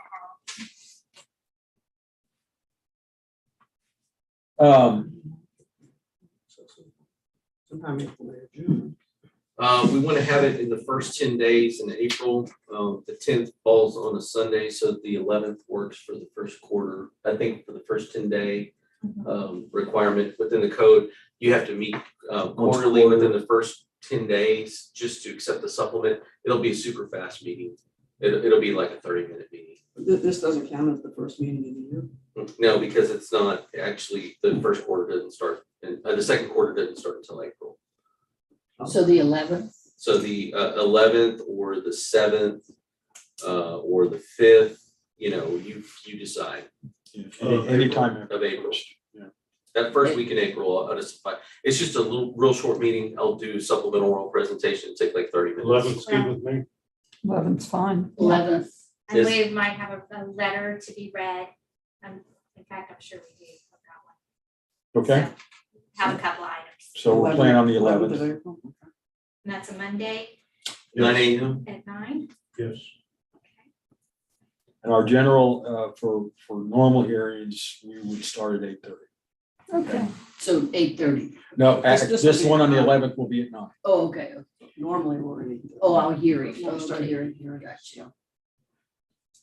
And then, as I alluded to, we have hearings right now for 2021, for 25Ds. If there's a time that you want to get together for those, I just need 15 days to let the owners. Yeah, so we're already at the 22nd. Let's shoot for the 18th, the week after the 11th. You got a sense of how many we've got? We have 6 right now, yes, 6. Okay, so that should be handled in the morning. Right. April the 18th, we're meeting. Yes. Start At time, 8:30. 8:30. Yeah. Yes, Or what do you think? And right now, that you're saying it should only be just the morning. I'm worried about that week of the 11th. We're pushing the buttons Right. sometime. So maybe later. What's the in supplemental role? What's the preliminary role presentation deadline? When is that? That's May 15th. May 15th, but We'll have to- we can do it anytime prior to May 15th. Yeah, we have to do it before we start therapy. okay, so I mean, it sounds to me like we could do the 18th to do the supplemental. No, Well, the 11th is the supplemental role presentation. That's like a 30-minute meeting. I'm saying if we did it on the 18th and then just went into the 25Ds. But we can't. We have to do the supplemental role presentation within the first 10 days of every quarter, which means, but the 10th actually falls on a Sunday, so it pushes it out to the 11th. Okay, that's So what we I have was- to have 2 meetings. So that meeting we're having, the 11th, that's already scheduled. What's the 18th? That's I for, think the for, 11th would probably give me enough time to send out notices. For now, Wouldn't that be more than 15 days? 1, 2, yeah. We can do on the 11th, we can do the supplemental role presentation, and then we can also do the hearings, the 6 hearings. 6 hearings ought to go pretty quick in the morning On the 11th. on the 11th. So Okay. then we eliminate the 18th. Yeah. Eliminate the 18th. Okay. good. Because Val's saying she can get those notices out. and so consequently, we said 9 o'clock, but we'll make it 8:30. for the 11th, Okay, okay? Oh, so Since we're gonna be hearing. So the 11th now is at 8:30. 8:30. the 18th is gone. And then by I that had no time, time to do the fingers, leave the hands. My goodness, you guys are good at keeping up. Okay. we have nothing on the 10th. That's the 11th. So the only two dates we have down are April 11th and May 9th, right? Yeah, May 9th is kind of a target. Yeah. Right. And Okay, that's I'll gonna be put a the little week, yeah. it's just, question mark. yeah, the 9th is a moving target to just kind of be ready to start the hearings, Okay, the week of the hearing. At 8:30. Right. Yeah, typically And then Monday, it's- Monday And through then Thursday, tomorrow is 8:30 the day on when through the end of the day, And the day ends Yeah. at, 5 o'clock. and for you, I will not be available September 17th to the 24th if we go that. Okay. Well, Okay. and depending on what Russia does. Hopefully we're- oh God, please. I'm taking a vacation too. I'm not sure when though. Okay, over this last month or two, since you guys were appointed, we've communicated, all right? And I'm trying not to over communicate, but I also like to get a sense of how people would like us to communicate. Email, text, both, phone. Either or. Yeah, email, text, phone. It's Yeah. probably I'm easier good- for you I'm to good just with send email one and text. email, once you have all of our addresses, just send a blast out if that's how you want to do it. Yeah, I've- and this would be I've for been administrative stuff, okay. okay? And Yeah. it'll be either me or most likely Val. If I need to know about it during the day, text. I usually read my emails 6 o'clock in the morning and, I think 8 o'clock at email's night. probably easier for you because you can just put us all together and Sure, do it then. right. Yeah, what we've done in the past is Val has put a letter together, they forward it to all of you. And then she communicates with the chair to say, can you blast text everybody to let them know that they have an email ready, waiting for them. And that's typically how it's been done. And I'm fine with that, as long as you guys don't get annoyed with me sending you a text saying, email No, came. no. Okay, fine. I like the reminder, so it's fine. I do too. That was good. That's what I was gonna ask about. Once we get going in the season, probably a reminder every day is not necessary, but when would you like to be reminded? I think the week before, if we know it the next week. Yeah, so like for this one coming up on the 11th, I would maybe send a text reminder on Friday, the Sure. Friday Yeah, before. Yeah, that'd be great. Okay, I love reminders. but then, yeah, like I said, once we're doing that Monday through Thursday, y'all. Forget will Then be- that. you don't Yeah. have reminders. Yeah. You Usually just usually give expect us a it to be- schedule of what next week is gonna be. Yeah. Okay, all right. Item 11, coming down the wire here. Possible action on chief appraiser motions for corrections of role. I'm gonna go ahead and read those. The chief appraiser motion correction of role appraisal. Those are found in your tablets. They actually say, chief appraiser motions. It's a PDF kind of midway down. And you can follow along. The first one that I have is, Aransas, Manning Block 320, Lot 14, 1924, San Antonio Street, property ID is 61835. Multiple appraisals of property for 2021. It's a correction to the role. Manufactured home was observed on the property by Aransas Serrano and added to the real property. No statement of ownership on website per Beth Picarazzi's note on the account. A personal property account was created on 10/29/21 when the statement of ownership and location was received. The owner in the manufactured home was Royce Havens, not Aurelio Serrano. The manufactured home value would be removed from 61835 for this motion. So we created, the mobile homes are kind of weird because you have the land and either the mobile home can be elected as real property or personal property on the land. In this case, we picked it up as real because we didn't see a statement of ownership and location. So we put it on the real property and then we got a statement of ownership and location. So we added it again. So now we're just taking one away. Chief appraiser motions, just in general, they're taking value away from the role, okay? Next one is chief appraiser motion, Kenmore Unit 3, Kenmore 3, Unit 6, lots D10, no label number. This is 2373 Sawyer, inclusion of property that does not exist in the form or location described for the tax rolls 2017 through 2021. Personal property mobile home was added in error in 2015, so we're just removing it from the roll. Okay. Next one is chief appraiser motion, West Dinwiddie, block 5, lots 5 through 8, 0.7 acres. It's 3110 Frederick Avenue. The account numbers are 88222207 and 88230067. It's an heirship of ownership for the years of 2020 and 2021. So basically, we had it in the wrong ownership. And you can see that there was a 8.3330% ownership for East Dinwiddie. You can read the whole thing, but basically we're correcting the roll for ownership.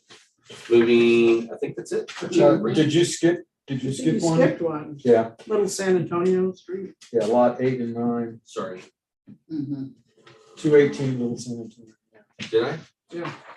Oh, sorry, I sure did. I'm sorry.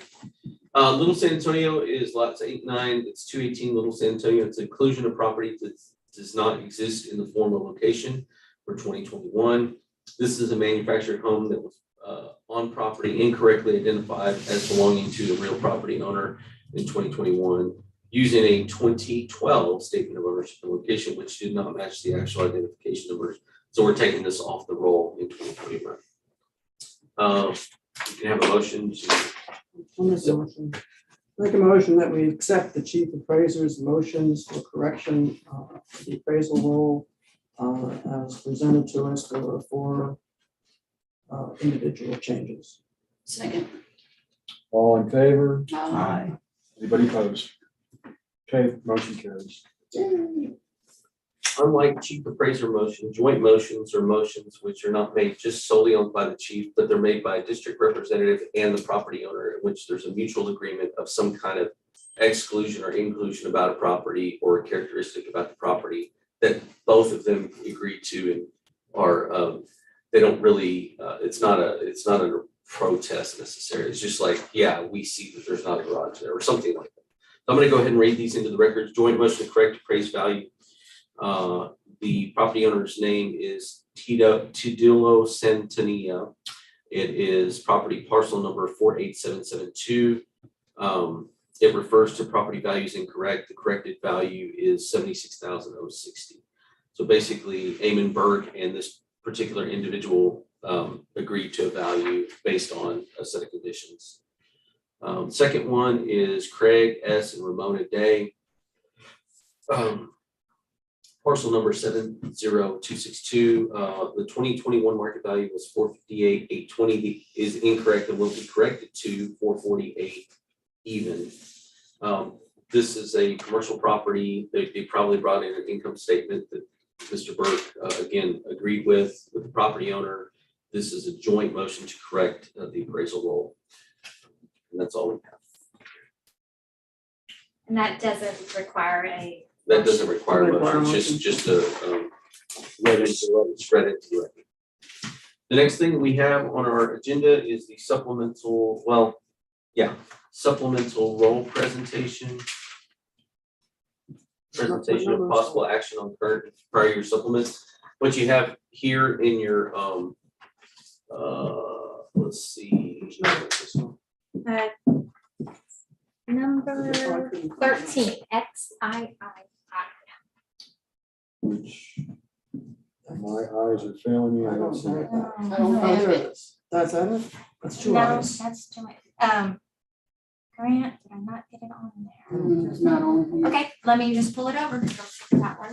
While she's pulling that over, I'm going to go ahead and read the summary. You're gonna when you look at these in the future, you're gonna be like, yeah. Okay. I'm not telling you what to do, but that's been my experience of so what I just read was chief appraiser motions and joint motions, which the board took action to, one, to approve the chief appraiser motions, and second, the joint motions. You don't even need a motion to do that. But in each case, it's doing the scroll thing. If I took a scroll, I sealed it, we opened it up, we did some things. The most common things that you see are exemption applications and exemption removals, meaning that during the year a person Mr. and Mrs. Smith come in and say, hey, I moved into Bronxville to remove my exemption for this year. We go, okay. And we remove it so that they can have their exemption over there. Or that a person comes in late and says, oh, I've been here for a couple of years. Here's my driver's license, which you can actually do a supplement to grant an exemption. Those are the most common things that we unscroll the roll for. And we do that in here.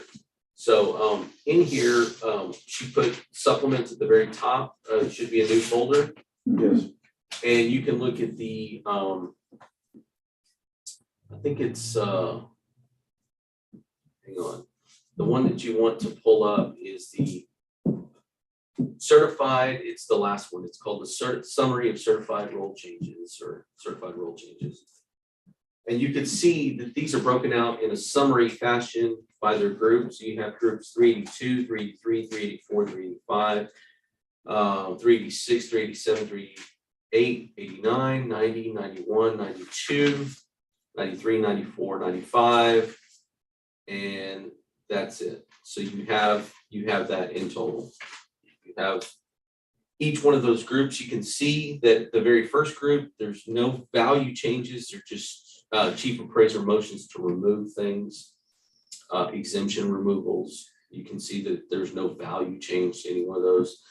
Group 383 is a freeze, refreeze. What is that? That's a calculation that's done by the district that applies to, oh, this person has an over 65 and a freeze calculation for that year needs to be done. Again, there's no value modification that's even considered by the ARB.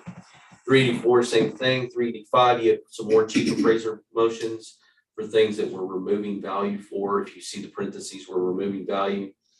If you like an exemption removal might result in an increase in taxable value. Why? Because Mr. and Mrs. Smith came in and said, hey, I moved to New Braunfels to take my exemption away. If you take an exemption away, the value is going to go up. I mean, the taxable value is going to go up.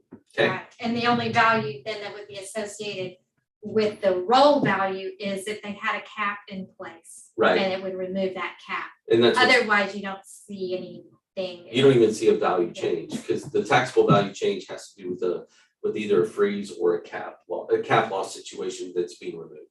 Right. Cap loss is pretty much it. Yeah, it's cap loss. So 386 is more of the same. 386, you'll see some disaster exemption removal. What is that? 11135s are basically an ability for a person to rebuild their home during a disaster, and they get to have their homestead in effect. But if they sell it or they don't complete it before, they don't complete the house before they sell it, then they have to pay out. The exemption gets removed and they have to pay all the taxes difference. So it's kind of a hard thing that way, but they get the benefit on the front end. Again, there's no value change between the two. It's just a calculation of taxes. 387 is a freeze, refreeze. Same thing with 388, 389. You have some more. You have a mixture of things that went on. 390, there was no data layer. Same thing with 391. Again, that's an internal computer thing. There's nothing for you to do there. 392 was a business closure that they told us late. Also a late filing of Homestead, and then some more chief appraiser motions. On 392, you'll see if on the last page, you'll see an arbitration award. Sometimes you have arbitrations. What are those? After you have ARB hearings, people can either have two things. They can either have an arbitration with an arbiter, or they can file a suit. In this case, there was a particular property that had an arbitration award. So they didn't like our value. They didn't even like the value that you put on the property. They went and arbitrated, and somebody else decided that there was a value change. So that's what you see there. 393, there was one property added to the roll. And then the last two are freeze, refreeze.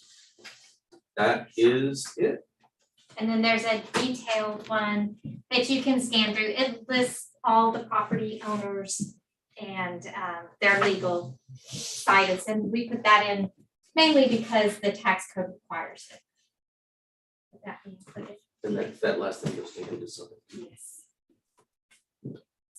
That's all we have for, if you want to make a motion, and then You're more than welcome to read it. It's only 37 pages. Before we make the motion, I'll make a motion that we accept the certified roll changes as presented by the district. I'll second. All in favor? Anybody opposed? Motion carries.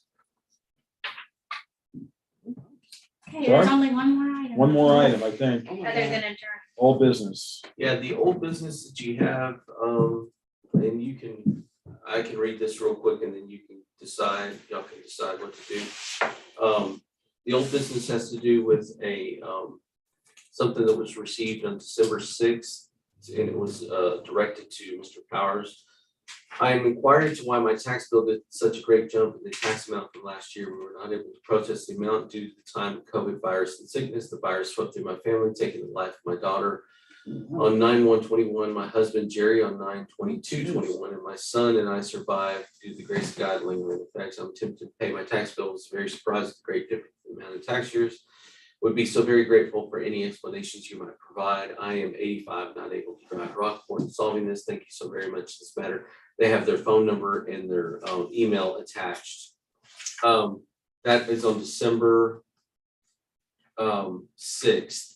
Now you'll notice part of the other documentation that you have is you have a December 10th.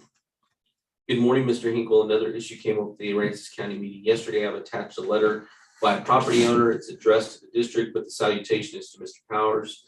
There's also a reference in the letter under property owner's address to Texas Tax Code 2525D. I didn't see that. Was that on another? It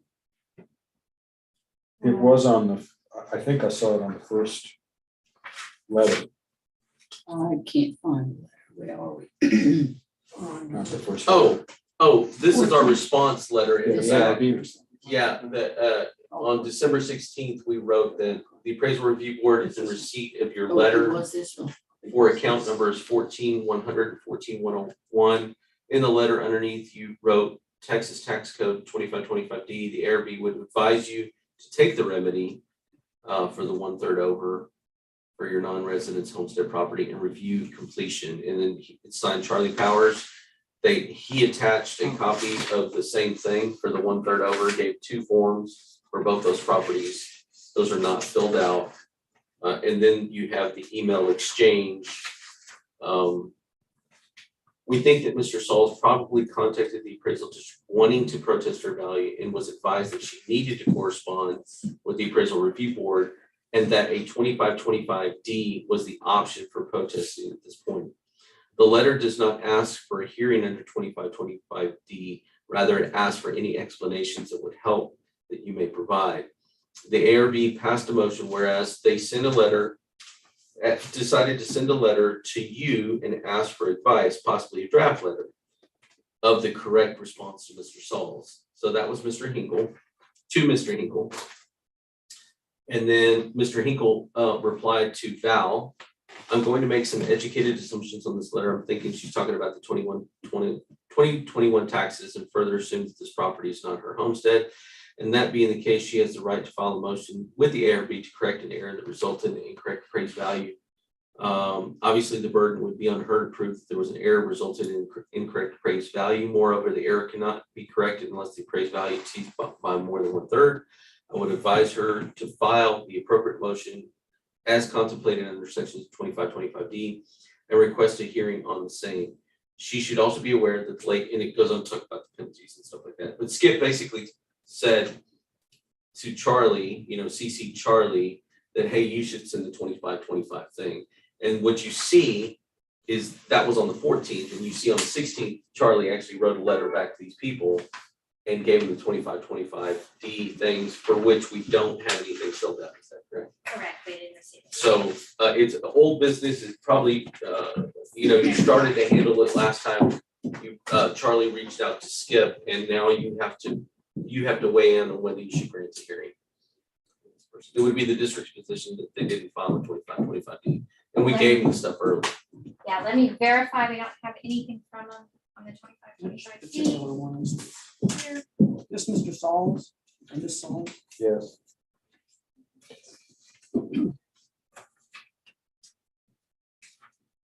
And all that.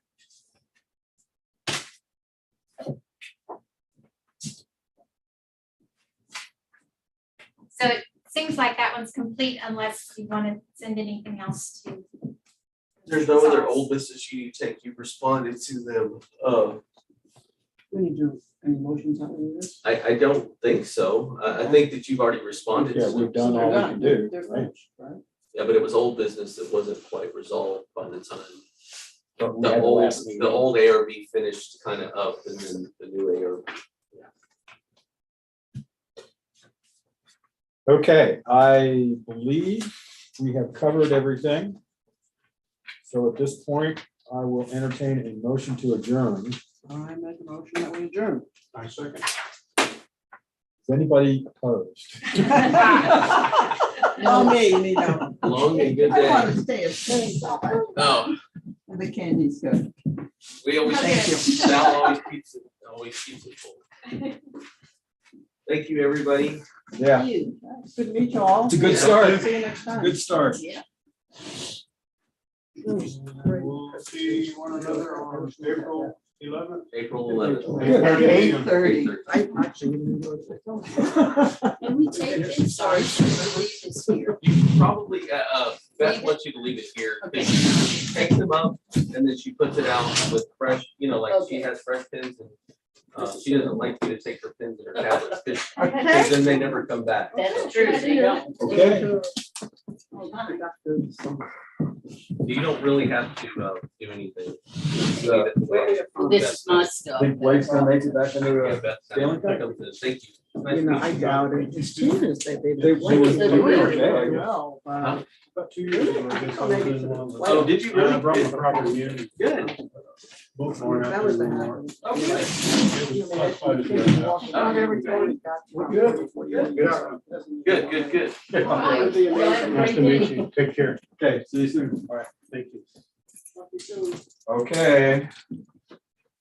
So where did you nurse? Where did you do that? You were administrative nurse or actual, like, there's all kinds of nurses. I was an ER nurse for 15, 20 years. Oh, my goodness. And then I taught at Victoria College in their nursing department for 10. Then I retired. How recently did you retire? 2013. Gotcha. So almost 10 years. Oh, wow. Yeah, I've got a friend of my son's that recently went through Victoria College and he finished the EMT program. And he's like a firefighter paramedic or fire medic is what they call him now. And so he does, he does stuff. And I've got another friend of my son's that's studying nursing. He wants to be a travel nurse. Oh, yeah, Yeah. that's where the big money is. Yeah. And he's a, 6'1" strapping guy, so he's real powerful. They're always looking for good, strong nurses, Well, we're also looking for, quite bluntly, men, because that changed the whole dynamic of when we ask for salaries. It's very interesting. Nursing salaries have notoriously been low because it's a female occupation, like teaching. But when you get the men starting to come in, It's driven the salary up. And then the women are just like, hey, I should be just like that. And in fact, I should be more than him because I've been here longer than him. yes, yes. That's Well, good. it's not that they, they don't go up through the rungs just like everyone else does. But it just means when society starts looking, they're willing to pay more. Right. It's still that imbalance. My wife is in the same, it's taken a long time for her to overcome, like just doctors in general. She's an optometrist here locally. Mhm. And she, it's been one of those things where you have to overperform and then make your case, and she has a really good reputation among the She does. among doctors here locally, Even corporate, yeah, she's just, well known there too, so that's good. yeah, her reputation is really, I obviously, I think a lot of my wife, but she's a very good diagnostician. She looks at things, I don't know people's names, but I hear about the cases all the time, like, oh, I was able to, look at this, and that person couldn't believe that I was calling to get a colonoscopy, but they needed a colonoscopy because I saw something in the back of the eye, and sure enough, cancer, like she's able to find things because she's always looking. She's very good at what she does, very thorough. So, Yeah, I don't go to her, I go to a partner. Amy? Yeah. Okay. He's hilarious. Yeah, Yeah, but he's also very detailed. And I have macular degeneration, so I have a specialist in corpus too, but Yeah. he's probably given me more information than that one does. yeah, and who do you see for your macular degeneration? Karim, Yeah, Kareem. yeah, Karim, yeah. Yeah, And he's very good, but he doesn't do the sit down and talk. yeah, they're more, they're surgeons. I mean, they're in and out. They want to be in and out, Mhm. you know, but they do have, you know, they co-manage, you know, the health of the patient, so it's good. Thank you. This was interesting. It was a good Take care. presentation. Yeah, thanks, Mike. You survived. Well, yeah. I mean, it's the first time for me to do this, and previous chairman is a good friend of mine, and we had Kathy and I was the only two that were staying on. We had three people cycle off. Charlie Powers, who was the chairman before, had been on for 6 years. And Bill Duck and Robert Dayton. Robert was the secretary. Robert just wanted to go off and travel. Be free. Yeah. And Bill, we're not sure, we didn't hear anything else. I don't know if you know Cindy, his wife has some pretty significant medical challenges right now. So it's understandable. So anyway, it was suggested that I take over chairman, and Kathy agreed to do the secretary thing. The biggest change has been this thing with getting the district judge involved, because previously the appraisal district board, because there's a board of directors for the appraisal district, the appraisal district board was responsible for appointing or approving members for the ARB. And now all of that's fallen onto the district judge, and sometimes the timing of getting that done has been a challenge, because they really want to get that done by the first of the year, and it wasn't until, I don't know, when did you guys finally hear something? In February sometime, right? Yeah, but I had applied like 2 weeks before, so it was fast for me. Yeah, and that was the other thing. We just, let's see, I turned my stuff in on Monday, and the final date was actually Tuesday. So Yeah. we could still. and we, not that it makes a big difference, but I've been scouring the bushes trying to get people to come on the board. And I had 2, maybe 3 people. You were actually one of the last people that. Fran contacted Yeah. me. She made a thing. Yeah, I like that. And actually, it was a week or 2 before I got to it, because I had been in California for 3 weeks and came back and looked at all. So this. I was trying to avoid seeing, having them to have to put an article or an ad in the paper, which ended up happening anyway, to get people to be on the board. It's just a challenge to find people that want, have the desire to serve, and secondly, have the time to do it. So all in all, they ended up with 6 people. And the 2 or 3 that I had recommended, or at least conned into submitting applications, were not ones that were selected. And I just didn't know, not that it matters, but I just didn't know what the process was the judge was using, or going to use to choose people. So, but it looks like this is going to be a good group. Good, good. Yeah. It'll be interesting, no question about it.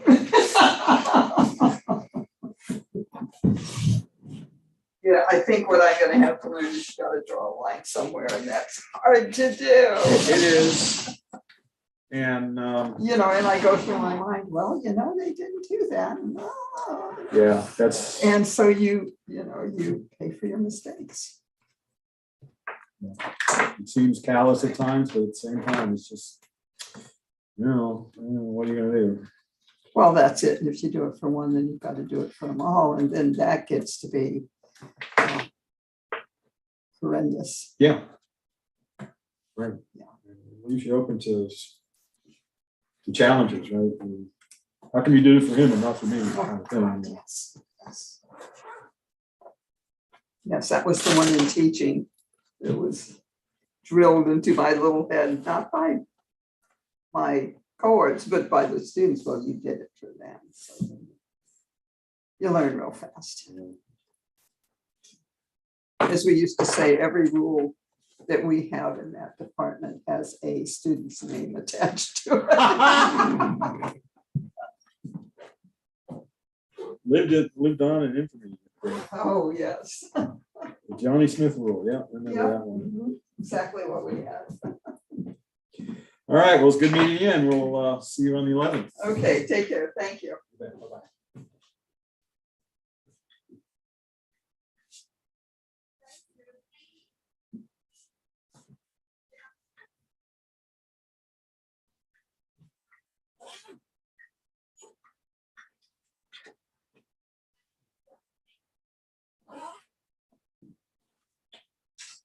Got that, we got that.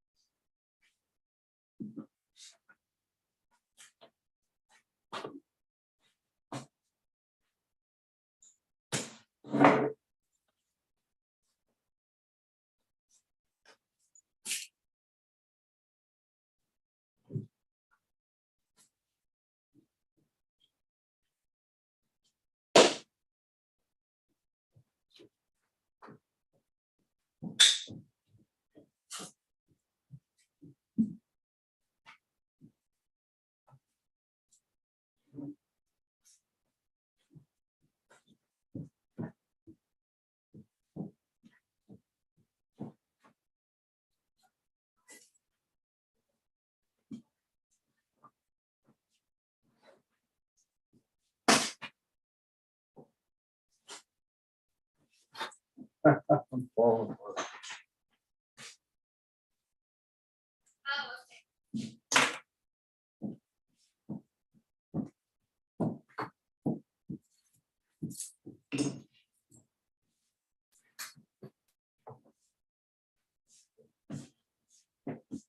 Okay, see you later.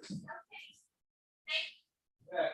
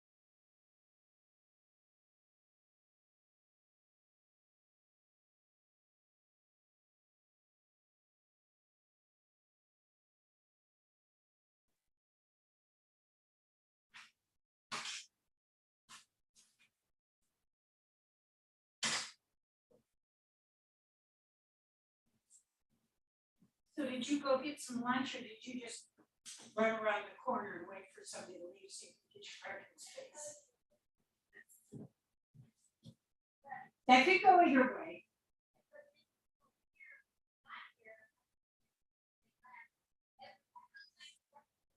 Good for you. I was afraid you'd say it.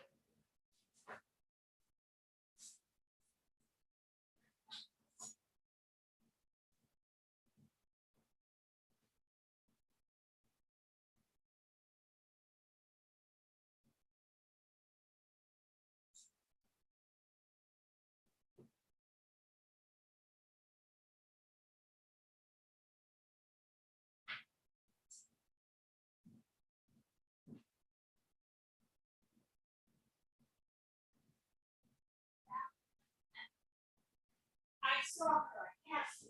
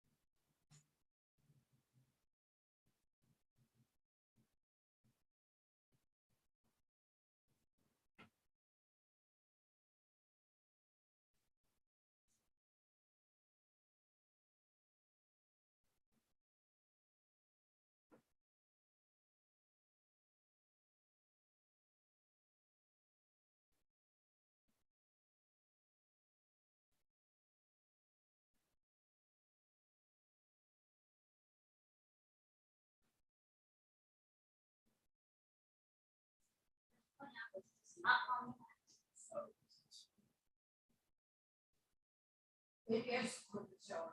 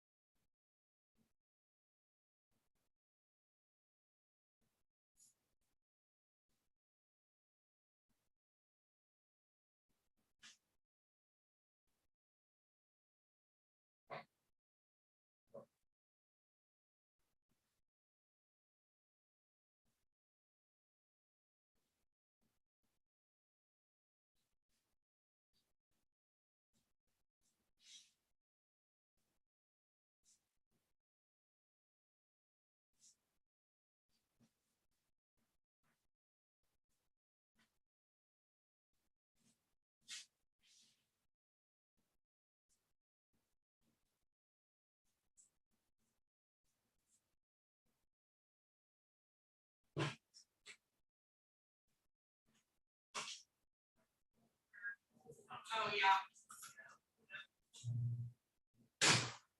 Yeah.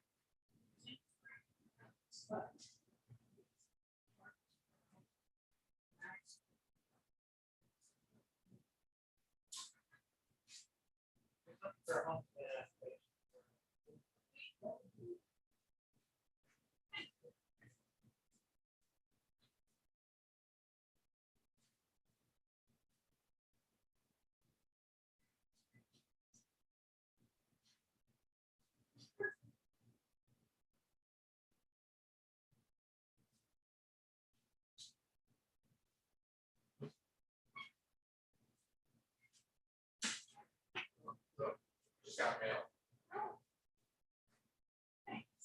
You have a great day. Did you get mail out of the box? Wait, which one box? I did not. There's so many there. Got it. Oh, thank you.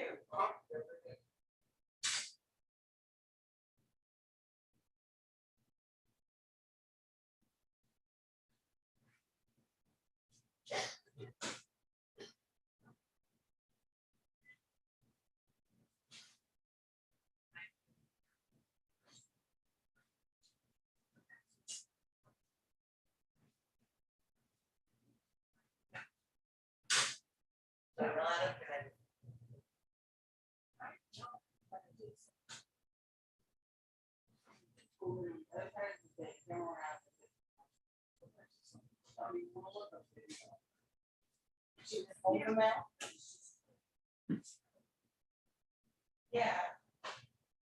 That's the neighbor.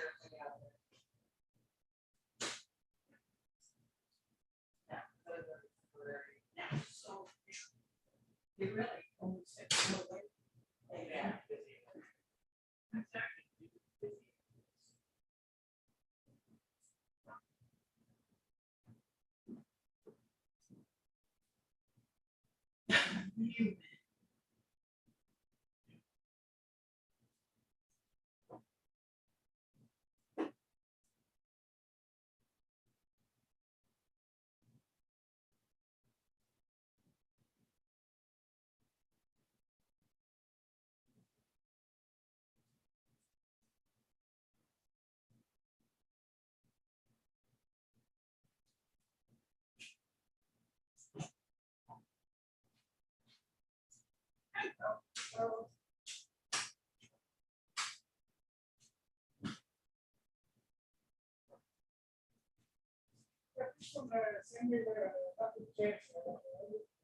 Yes, you did.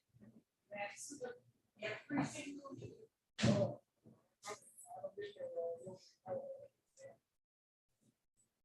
Right here. Senate.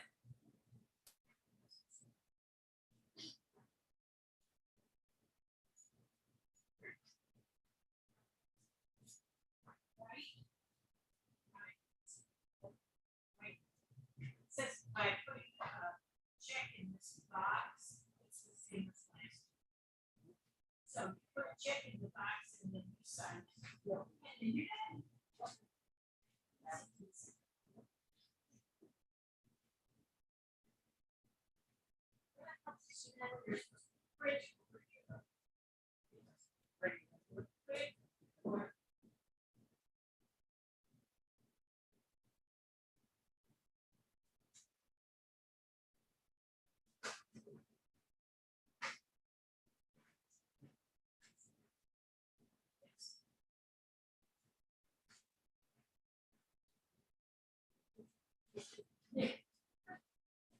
Write it down for that.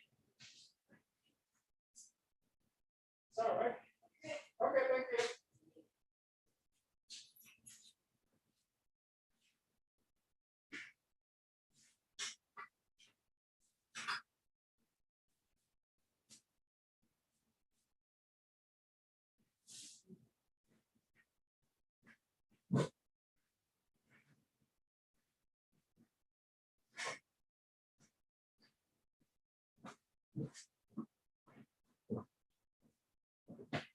Yes.